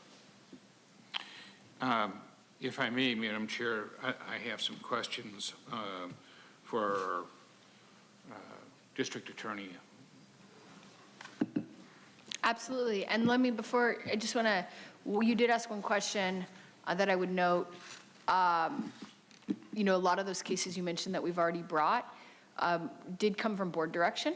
And so one difference I would see in this unit, and when I say board direction, almost all of them came from me coming to the board and asking for board direction, which obviously appreciate the board support, but I think it would be more sustainable and more balanced if we had a director of this unit within county council who was able to kind of think in a more strategic way. I mean, we all know we have big, complicated jobs that aren't just thinking about litigation on behalf of folks in San Diego County. would prefer that those cases did not come only from me, but actually were being originated from someone with a high level of expertise who is embedded and working directly for Damon. So I do think that is a difference. We have done a lot of these cases, but coming from the board, and this would shift that, and it's sort of in a way take the board a little bit more out of the loop and have a lot more of the origination coming from within County Counsel's office. Thank you for that.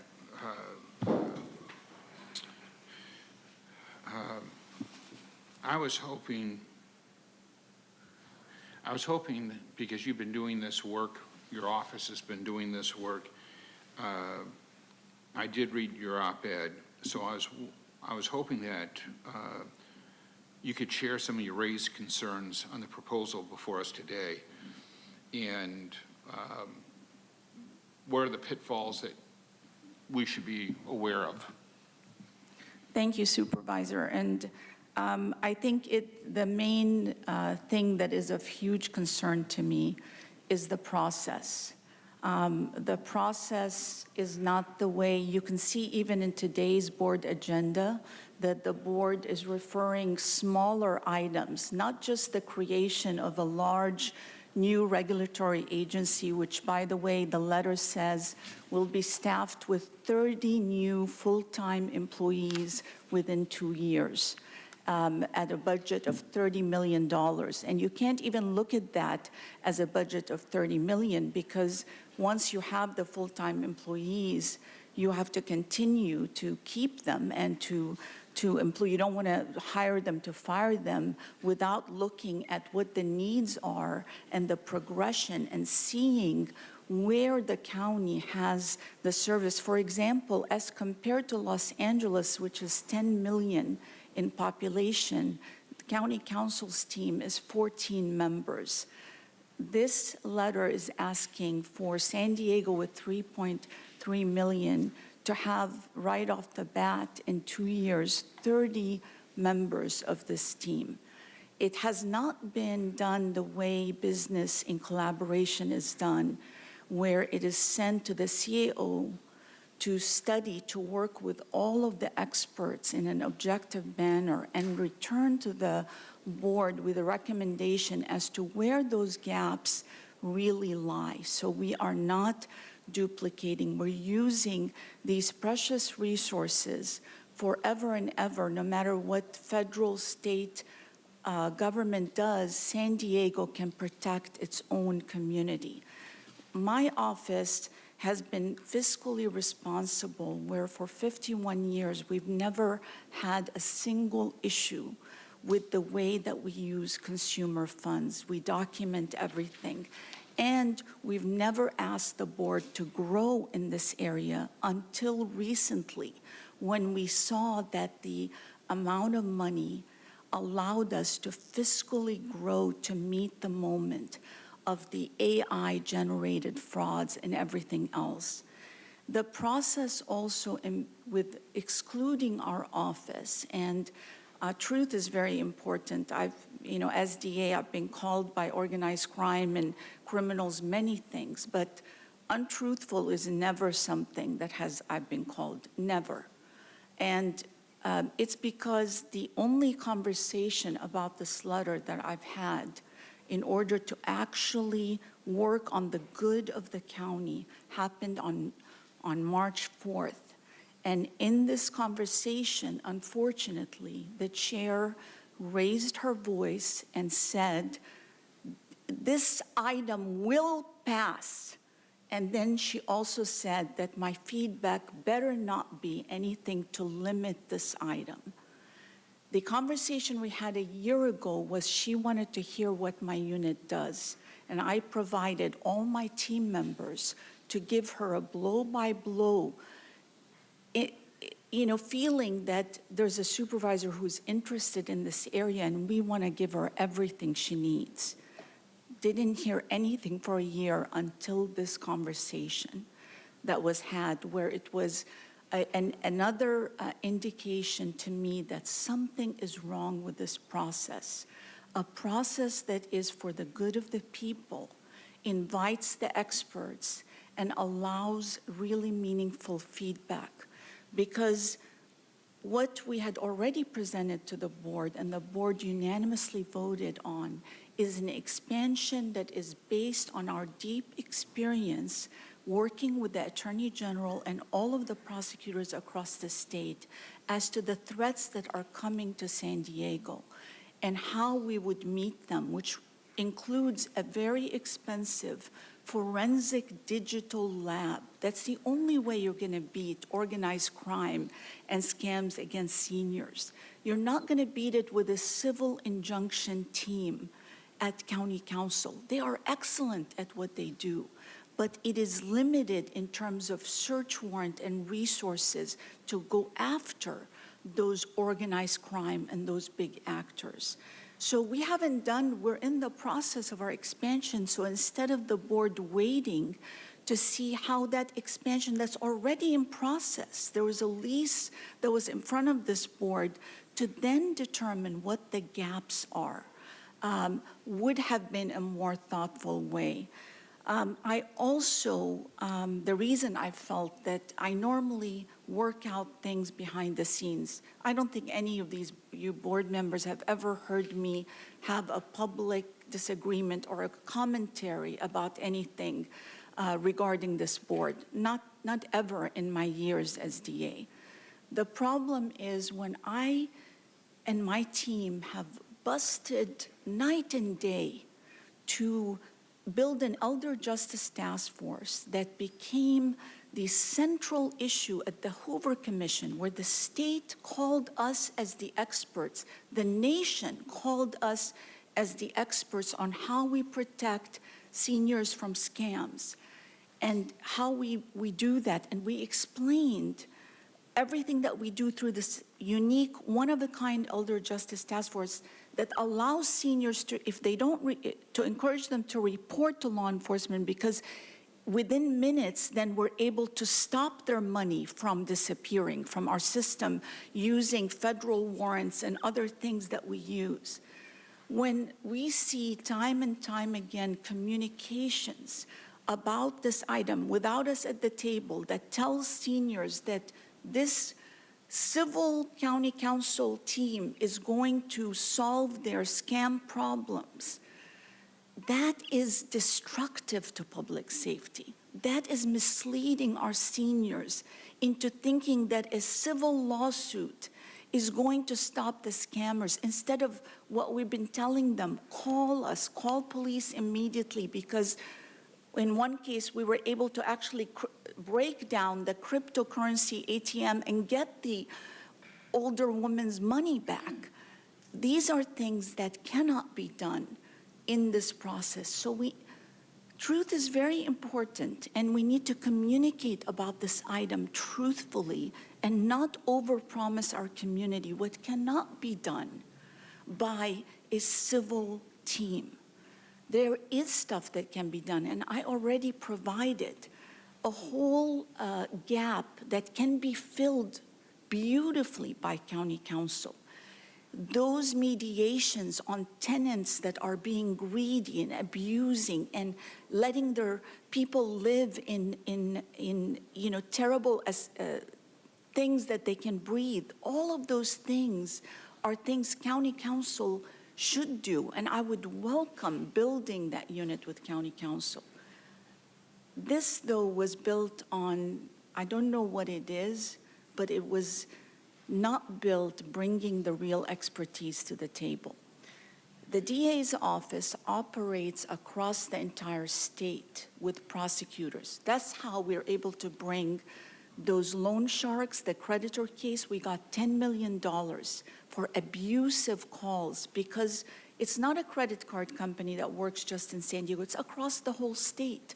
So we leveraged the entire power of the entire state to bring this $10 million action. The fraud with regard to the solar, which is rampant, we were able to bring that across the state, but we were the lead prosecutors, creating a $3 million fund for our victims to replenish their money. These take days and nights of work to work on. And we welcome additional help in a gap area that does not duplicate and doesn't take away from the expansion that we waited as we built this fund with the Attorney General. The fund is built on the monies that we bring, that this team brings with the Attorney General's office. Attorney General brought a massive settlement that allowed us to finally come forward and ask for an expansion. We didn't do it before we could have the money, not to just pay our employees and experts for a year or two, but for the years to come, to be responsible to the fiscal health of this county. So I am asking for you to not vote no on this item. I am asking for you to follow the process of sending this to the CAO to allow the hardworking people in your very county that have had the backs of your community to participate and to create something unique and good and beneficial. Thank you very much. Madam Chair, first of all, I want to thank you for allowing the conversation to last as long so we can get all this information out. I want us to have the ability to go after items like the opioid and make sure that we're not leaving money on the table when so many San Diegans have been injured. But I am concerned that we're targeting being bigger than LA while we're a much smaller county. And my big beef is 5 years ago, I voted for a board letter that I thought would be very, very helpful. And I always get their name wrong, so. It's okay. I think we're all aware. Office of Evaluation, Can I Performance, just and wanna, Analytics. Can I just want to say one thing to you? I think there was a factual misrepresentation regarding the size of this office. I want to make sure we're actually speaking to the facts that's in the board letter. This unit, it says, directly quoting, the unit shall be staffed with up to 30 FTEs. So this is a delegation to County Council to make a decision to staff appropriately. It's a limit. It's not a mandate to get to 30. So if that was your concern, I don't know if that's where you're going, but there was I think a factual misrepresentation that said that this unit will be staffed up to 30, will be staffed with 30 FTEs. That is not what the board letter said. It's very intentional of delegating operational authority to the County Council, but also frankly providing a limit. I felt like if you want to get rid of that and just say the unit shall be staffed with up to however many County Council deems as necessary, I would be open to that as well. The purpose of the 30 was really more to provide an outside boundary, but ultimately it will be up to County Council to make that operational decision. I appreciate that. Thank you for that kind offer. I'm going to take you up on it, but I'm going to fashion it in a different way.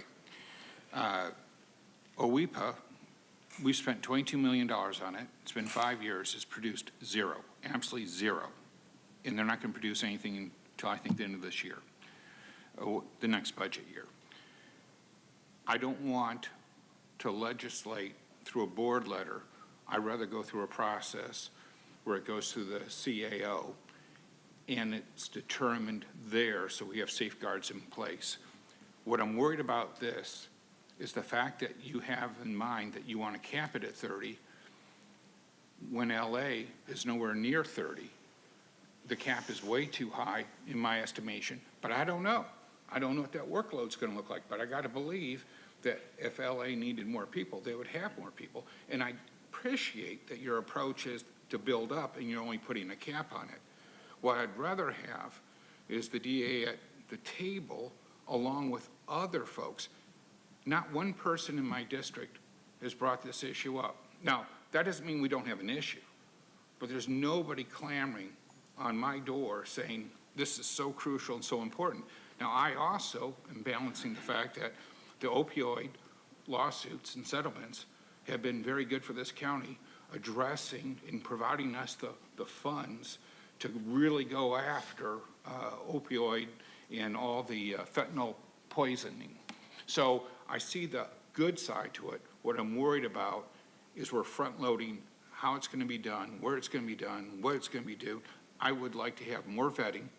I'd like to be able to use this time to go back to my district and make sure that people are privy to it, because I didn't have those conversations with you. We have a Brown Act that precludes you from telling me all your good ideas.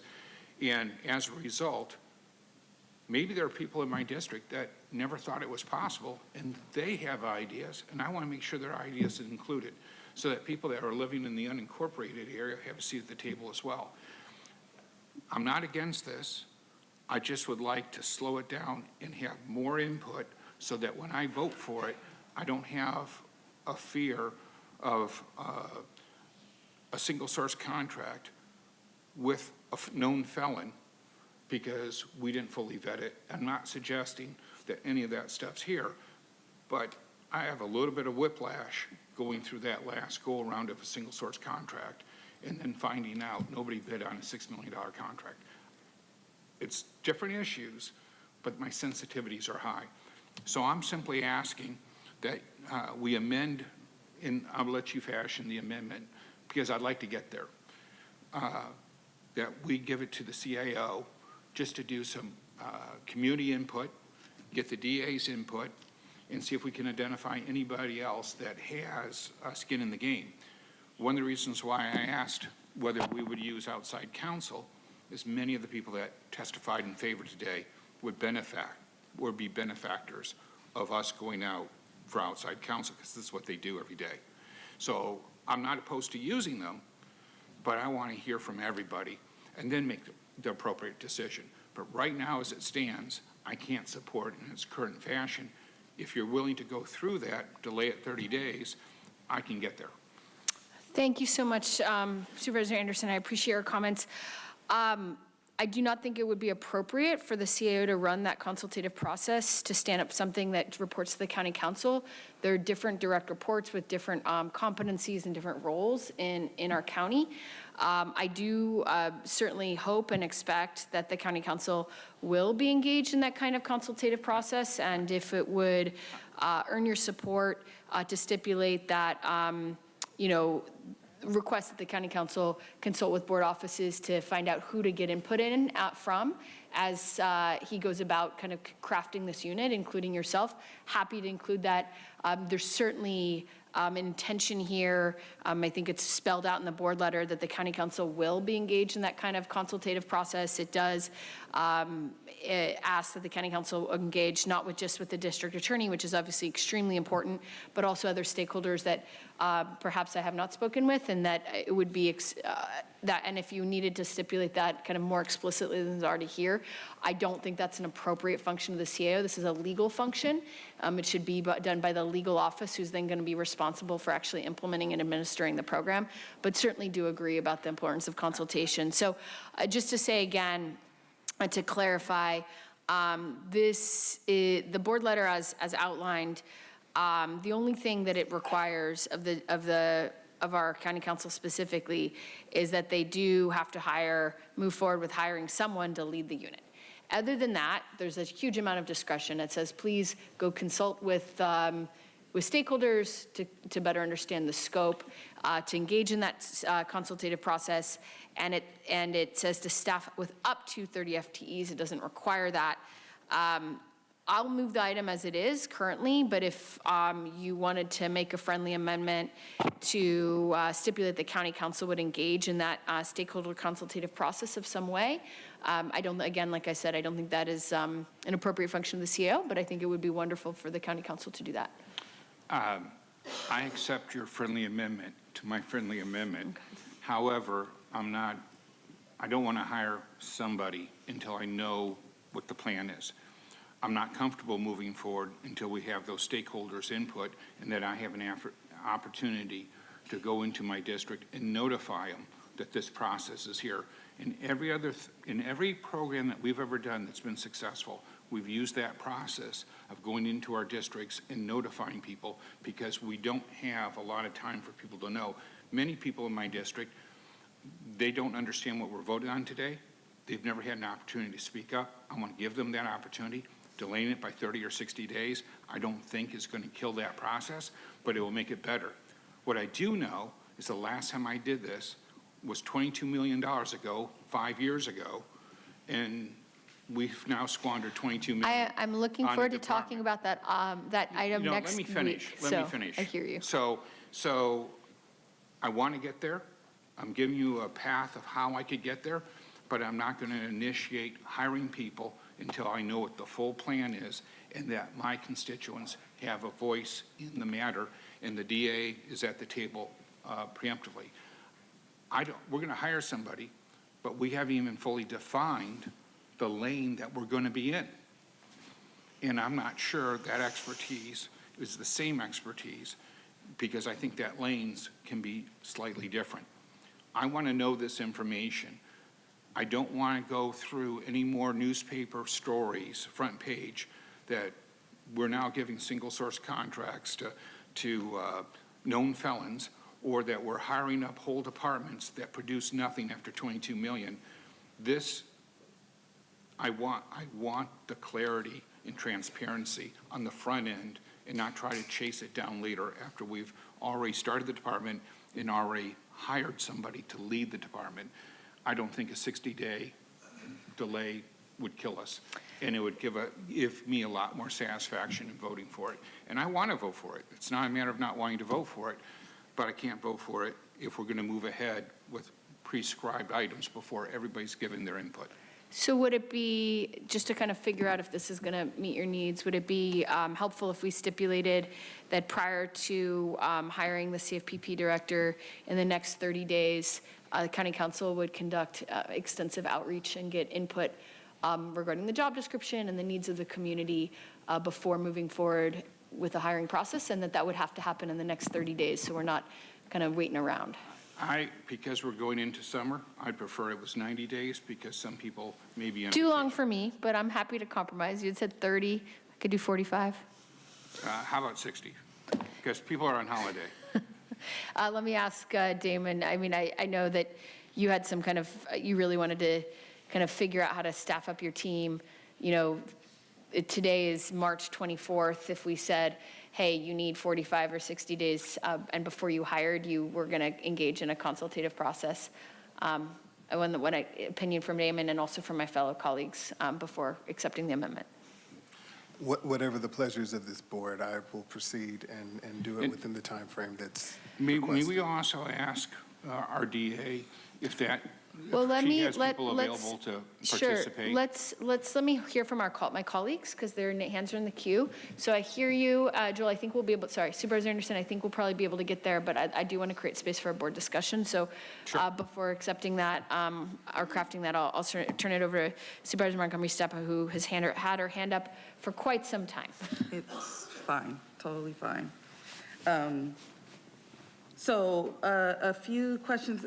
I'm reading the recommendations, and it does really require a lot of coordination with the way that it reads. It's just the very first sentence, direct county council in coordination with the CAO to establish this unit. So I think that maybe if we want to more clearly define the CAO's role in that, I have no issue with it, but I do, the way that I'm reading the board letter, it does call for that type of coordination.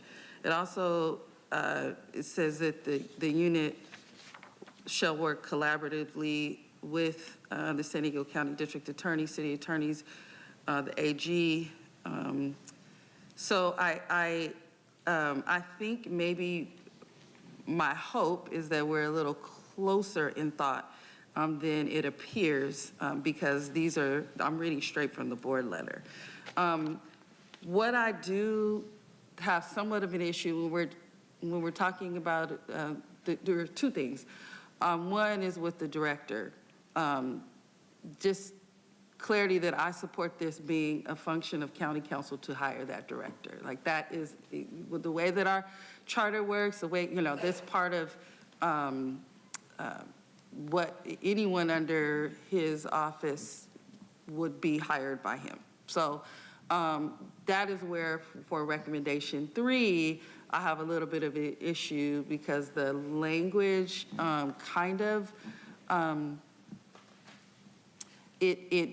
it is not very clear to me that that will be his sole responsibility, right? So I would like to, provided that this moves forward, I would like to recommend some other language for recommendation 3. I'll get to that in a moment. I also tend to agree on the FTE part. The only thing I would say is I want to make sure we're comparing apples to apples because I don't know enough about LA's, unit, right? Does that mean, the way I'm reading this here, that does not mean 30 attorney FTEs. That means maybe an administrative assistant, investigators, and attorneys or whoever else is involved, which of course we also would look toward our district attorney to help inform some of that, even though this would be, solely on the civil side. So I want a little bit of clarity with that, but I do agree, and I think the 2 words "up to" were very important for me too, because I don't want to go in a situation where we are. I don't think we could ever overstaff either of the units. What I do think is that when we talk about that concurrent jurisdiction and everyone knowing what their roles is, that's the work that's going to be super important as we all enter into this. So I want to support this today. I do have that amendment. I also do have some similar concerns around the 30 FTEs, but understanding that I am okay with the up to language, but I'm also open to anybody that wants to change that. Because that, that is quite a bit depending on how we define it. And it should be, all the units that we have at the county should be very successful in the work they do. We know the district attorney is very successful in this work that her office does. We want to continue that. I think we can. And so my recommendation for the third prong here is that I would like to strike that out and just simply say that the county council may engage with external stakeholders, including those with relevant experience and community perspectives, to inform the work of the CFPP unit. It just basically takes out that language around hiring, because I do think that should be up to county council. Thank you. Does Andrew have a?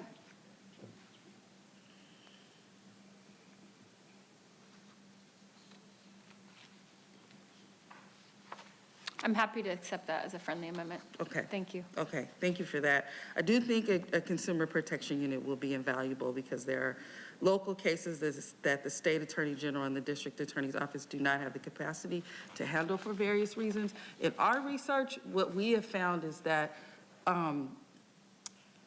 the types of cases that an office, a unit out of our county council's office could take on, or oftentimes some of those cases that are really big but don't result in the big monetary judgments.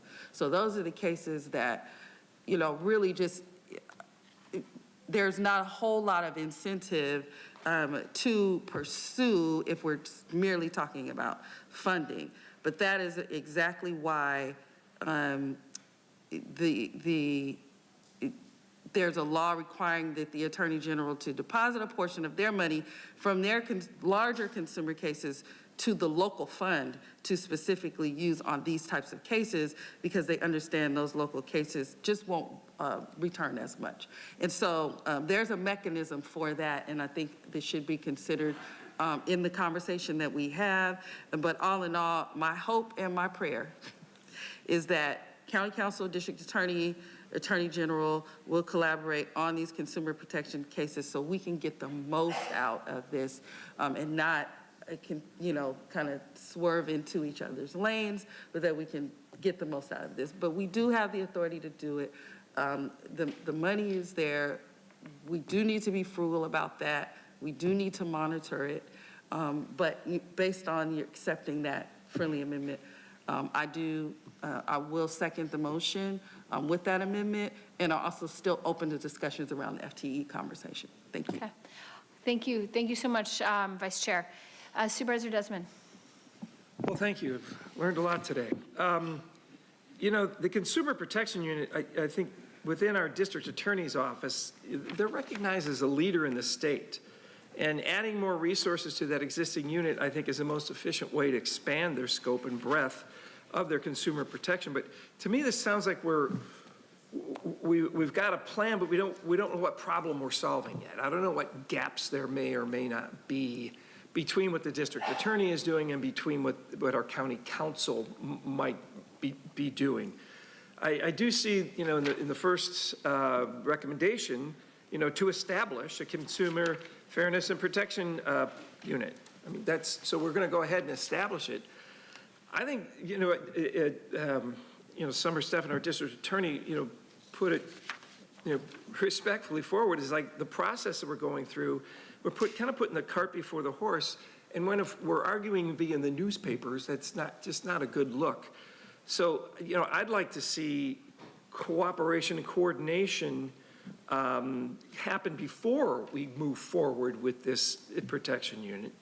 And so, and we all want our consumers protected. None of us want any fraud to happen there.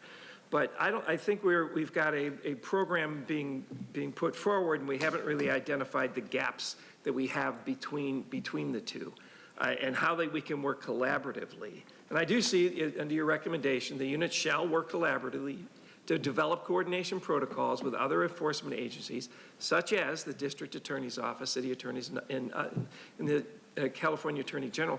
I'd like to see that take place before we vote and have this go forward. And that coordination and working with the DA's office, so that, and Damon, maybe we leave Ebony out of it. Whatever it takes. Maybe have the lawyers work this out, but maybe let's identify the gaps that would be addressed by the creation of this unit and how we can work collaboratively. So I'll make a substitute motion to direct our county council to work with the DA's office to study the potential creation of a county consumer fairness and public protection unit within the county council, and identify what, if any, gaps could be addressed by the creation of this unit and how we can work collaboratively. And I think that's going to take at least 90 days to bring forward. So that would be my substitute motion. Thank you, Supervisor Desmond. So we have a motion on the floor in a second. Now we have a substitute motion. If that does not get a second, then I'll second it. Okay, we have a second of that. Okay, move on to Supervisor Aguirre. Sorry, Chair Pro Tem Aguirre. Oh, it's fine. Thank you, Madam Chair. I have some comments, and then I do want to get to the question about the FTEs, because I think that's an important discussion. So first and foremost, I want to thank you, Chair, for bringing this forward. I want to thank the DA, Stephan, for being here and speaking, and everybody who gave comment. I think at its core, this proposal is about something very simple, and we know this to be true. It's about protecting families. Across our region, too many residents are being taken advantage of, whether it's through predatory financial practices, deceptive business conduct, unfair housing tactics, wage theft, hidden fees, scams that quite literally drain their income, or environmental harms, as we heard so many commenters talk about, people having to be forced to live with every single day. And for many families, especially working families, seniors, and immigrant communities, these harms don't just show up on paper. They impact their day-to-day lives and well-being.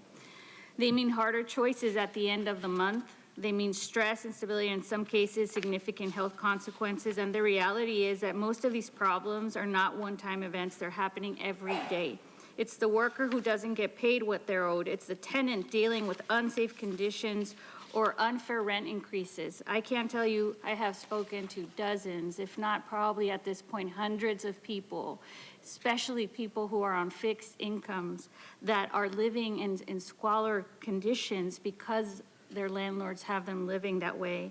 And it's not so much, I think, of course it is about getting a return on your investment in these cases, and yes, going out after the big corporations, but it's also about bringing justice for the little guy, you know?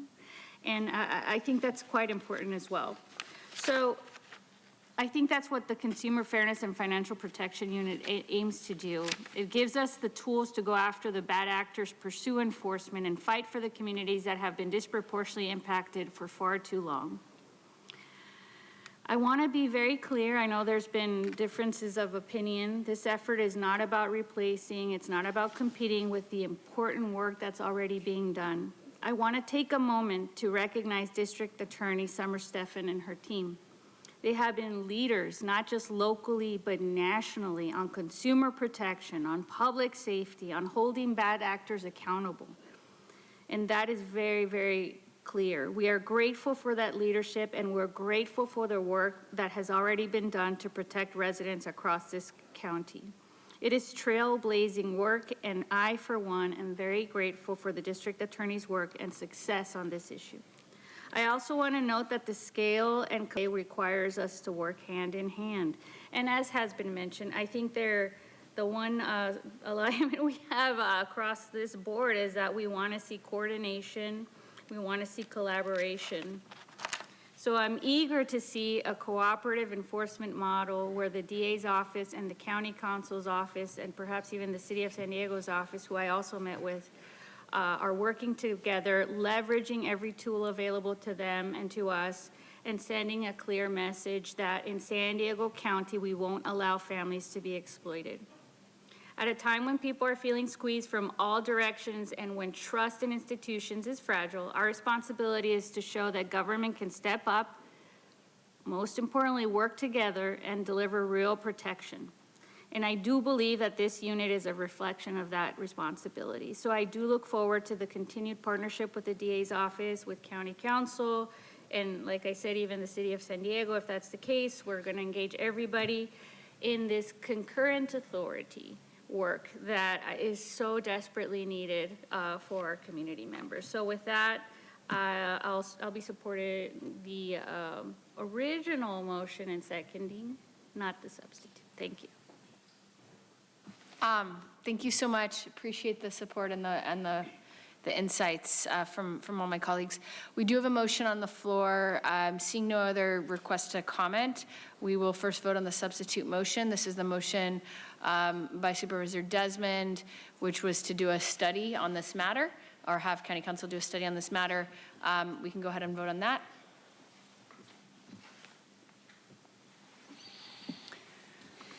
Chair Lawson-Remer, that motion fails with Supervisor Anderson and Supervisor Desmond voting yes, all other supervisors being present and voting no.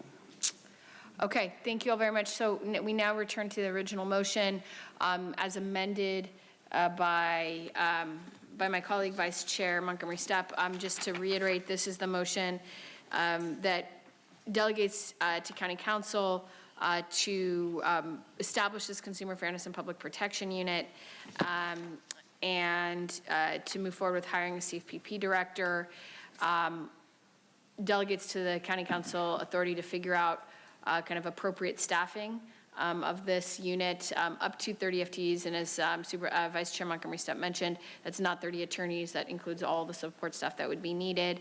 And ask County Council to develop coordination and work collaboratively with the district attorney, the city attorney, and the AG as this moves forward. It also includes an early intake and early resolution function for consumer and financial protection and complaints. And this would be limited to not operate as a general consumer mediation program or substitute for private legal representation. Again, if we could put on the board the amendment from my colleagues so everyone can see what 3 would be written as, and I think the purpose of that is very clear, which is to make clear that that it really is the purview and the authority of our county council to hire this individual and encourage, obviously, consultation with community members and external stakeholders as appropriate, but that really it's a reporting line that goes to the county council and that authority needs to be quite clear. I appreciate that. I appreciate that clarification. I think that is correct. So these are, the main items. Again, I think returning to Supervisor Anderson, would really like to move forward with this today.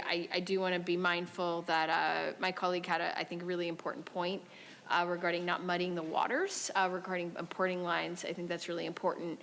I'm happy to kind of say on the record that my hope and my intent would be for County Council to engage in a stakeholder consultation process and to talk to all the board offices about who to talk to and who to speak with. They're not named here. But I think that my colleague is right, that we need to be clear about whose job it is to hire this correct person, and not muddy the waters on that. So would love to be able to earn your support, but I also understand that if you are not able to do so today, then if there's no way that we can earn that support, then I think we'll just have to move forward as is. I agree with you over where the power should lie, but in your board letter, it said both. That's why I used the CAO, because it was in your board letter. Is there any way that we could get the input and then the hiring, so that at least we've gone to our constituents first and got their feedback before we move forward? In almost everything we do that we've gotten public input first, we've had a better product. And I really don't want to get ahead of my constituents. This is a big change. I think it's a good change, but it's a big change, and I really want the opportunity to do outreach in my district before I vote to move forward with it. Well, I would like to move forward with the vote on this today, but if your question is whether County Council could engage and get public input before moving forward with hiring, I do think that's a question for County Council rather than for the board. But happy to, if that's your question for him, you can go ahead and ask him. Well, I'd want it to come back and present to us so that we know what's going on. I mean, that's how we've done it in the past. This is a different direction than what we've done in the past. And look, I get it. You three have your votes, and you don't need to do this. But, you know, we always talk about how important it is to have community input. We always talk about having the right people at the table. And we're in such a rush to do this that we have to rush it out today before we've ever had that input. And I'm just not comfortable with it. I think we've made some mistakes in the past, and I'm not going to cut any corners. I'd rather go a little slower, still get there, but get there in the right way. And listen, when I say the right way, I mean the right way for me. It may not be the right way for Can I ask anybody else. just to clarify, are you essentially asking, saying, okay, if we added to this an amendment that says report back in 30 days with any kind of input that you've received from community members along the way? Is that what you're asking for? Yeah, that would be helpful. Then I'd feel comfortable moving forward. I would prefer if it was a little longer, but 30 days, if that's all I can get, that's all I can get. But that would also give our DA an opportunity to give her feedback. So we'd get everybody's feedback. And I think then when we move forward, we'd have a better definition of what we're doing. You know, I know I pick on OWEPA a lot, but it's a great prime example. I loved your idea when you presented it. I was all in. I mean, in concept, it was a brilliant idea. I'm giving you credit for yet another brilliant idea. But it's turned out to be just a nightmare. $22 million, zero production, and we're still lost. I don't want to go through that anymore. Our dollars, every time we have these meetings, we talk about how little money we have. I don't want to squander it if it takes another 30 days to make a better decision. And for me, I'd feel better with it. If you're all comfortable, I don't want to hold you up, but so that's where I'm at. Okay. And thank you for your consideration. Yeah. I mean, I think I would be, I obviously want to ask the seconder. I think I wouldn't want to change anything to kind of muddy the waters. I think as Supervisor Rankin made a very good point, that really does need to be a process led by our county council, that's really important. I would be comfortable with like an additional line, sort of another recommendation that asks county council to return at our next board meeting, which is in approximately 30 days, with an update regarding any community input. But I wouldn't want to in any way suggest that this process is something that our county council would need to be delayed or would need sort of board approval. I want to properly delegate that authority. But if that authority includes a transparent update to the board as opposed to an approval, I think that's something. But I would love to hear from my colleague. Yeah, I mean, it goes along with the amendment, right, which just says you can engage with external stakeholders, left it broad for that purpose. I just want to be clear that I just want to make sure that when we hire county counsel with the very specific expertise and experience from the DOJ, that we allow county counsel to utilize that. And I don't want to overstep, just like we would not overstep. We don't ask we don't know who our directors are hiring, right? Like that's not something, we trust that, right? And so like, I don't want to make that a requirement for county counsel when across the board it's not a requirement. And so with that said though, I think as this process has shown us with all of the letters, I think it's a couple letters in opposition, but many letters in support, that there's already an appetite for that type of engagement. And then from the supervisors, you know, we do each have blind spots from other districts, right? Districts have very specific needs. And so that can also be a part of 30, 45 days, whatever it is. I'm certainly not opposed to that. I just want to make clear that we are consistent with authority that we give our direct hires. That's it. So just to kind of try to land the plane, Vice Chair Montgomery Stepp, to kind of amend your amendment, would it be, and then report back, have Damon report back with any updates in 30 days? Would that be consistent? That is fine. That is fine with me. I have no issues with that. Would that meet your concerns? Yeah, and do we have somebody in mind that we're going to hire? I mean, is that why we're rushing? Supervisor, I have not gotten that far and given any thought to that at this point. So, and Supervisor, just on that very point, that's why I just want to make it clear, right, that we're not involved in that. You know what I mean? So, well, I'm with you on that. proposals at the county level going around where we would be approving department heads in making a charter change. So actually, it's not like that's not floating. It's DCAOs, right? Not department. But I'm just saying for this is my specific. It's not like that there aren't people on this board that want to get down in the weeds. I'm not one of them, and I'm not suggesting it. What I'm suggesting is going in with our eyes open, having heard from everyone. This is an incredible list of outreach for San Diego. I'm not seeing many of these folks from the 550,000 unincorporated people in their communities. So I get it, but I think that when we're making big changes like this, we want to make sure that everyone had a seat. And look, we may go through this and nobody shows up. And I'm okay with that because we did everything in our power. And then I can go back at a future community coffee and say, look, we advertised it. We wanted to have you at the table. I'm sorry, we can only do as much as we can do. But there was no outreach that I'm aware of in my district in a meaningful way that would give that input. And I think that representing 200,000 people that live in the unincorporated, we're their only government.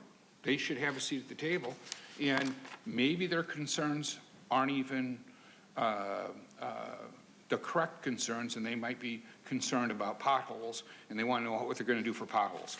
So I'm not saying that, but I always want to make sure they're as transparent as possible, and we've given every opportunity to our community to be heard. And I also like the idea that this will give the DA's office an opportunity to give input on the front side instead of trying to cut a deal on the back side. And I have, although we haven't worked closely, I have every belief in voting to hire you that you're open-minded and you're in the best interest. So I'm just trying to make sure the cart doesn't get before the horse. That's the whole purpose of this for me. And I can get there easily if we can go ahead and give that 30 days of input. So just to try to land the plan in a really specific way, County Council may engage with external stakeholders. This is Vice Chair Montgomery Stepp's amendment to inform the work of the CFPP, and County Council shall report back with any updates regarding that consultation within. May we have that amendment on our screens here? Oh, I do it?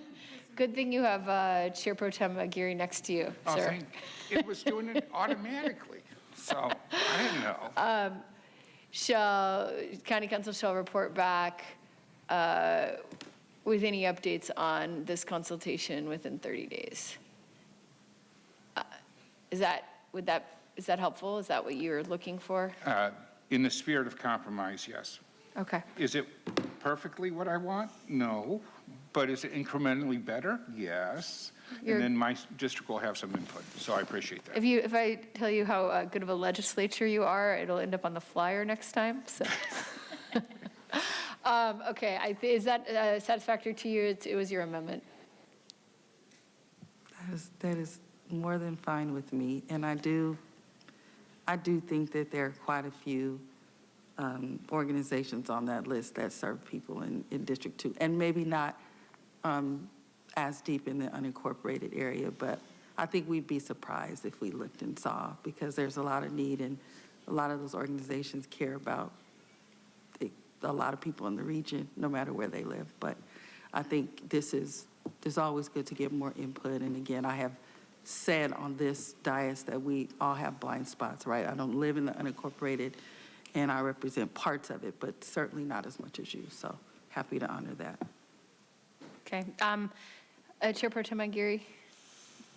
Thank you, Madam Chair. I know I'm standing between us and lunch, but I'll preface. You're the number one advocate for lunch. Well, I'll preface my comment by saying that I just want to acknowledge that there's enough work to go around. There's a lot of people in need, and the DA's office has done a tremendous job in spearheading a lot of that work, but there's still a lot of needs that are going unmet, and I think a perfect example is this binder full of organizations that are still calling for more and need more.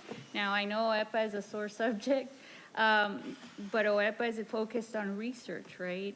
This is focused on bringing justice and relief to probably tens of I don't know how many people, but a lot of people within our community. So to the point about, or the question about urgency, this is an urgent matter. And I think it's our responsibility to be responsive to the needs of our constituents who are suffering, as I mentioned in my comments. So I just wanted to address that. Secondly, I do want to address earlier the comment concern around the 30 FTE. I'd be okay if y'all wanted to consider, hiring at the discretion of the county council as you see fit, as you move forward. Obviously, building a unit from scratch may take some time. So I just, I'm open to that conversation if. I just want to clarify that was the letter. Yeah, no, I mean, that is actually, that's why it's written in the way that it is. That's the intent. Yeah, and so I just want to clarify that really is the intent, that this really is a delegation to county council, and that is why it says up to. And certainly, frankly, and this is to put on the record, if county council comes back and says to us, actually, I need more, I'll be open to that. And if you come back and say, actually, we don't need this many, open to that as well. So I just want to make sure that that is clear for the record. Is there a reason why the 2-year timeline? Is that, or are you just estimating maybe that's how long? It was really came out of conversation. So again, I think what's helpful that was uplifted by Supervisor and Vice Chair Montgomery Stepp is that the 30 FTs is not attorneys. That includes investigators, administrators, support staff. So that came out of conversations with all the other units in California who had a recommendation of where they anticipated we would likely be wanting to be in the next couple of years. San Francisco is much smaller, significantly smaller, but it's also a double function, city and county. LA is much bigger. So we kind of had to sort of take from the advice, and that's where that came from.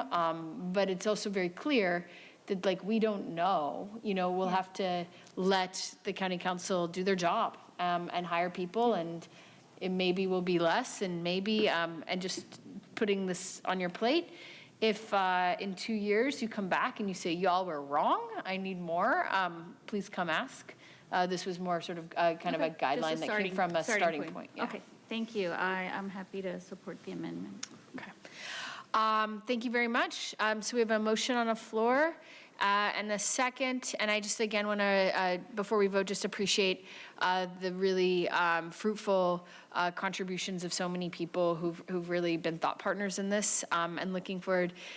Damon, I know, just throwing you in the deep end. We're so happy to have you. So thank you. Please vote. Chair Lawson Remer, that motion passes with Supervisor Desmond voting no, all other supervisors being present and voting aye. Okay, thank you very much. Yes, Chair Pro Tem Aguirre, we will take an hour lunch. We will see you back here. It is 1:15. We'll see everyone back here at 2:15. The board is in recess until 2:15.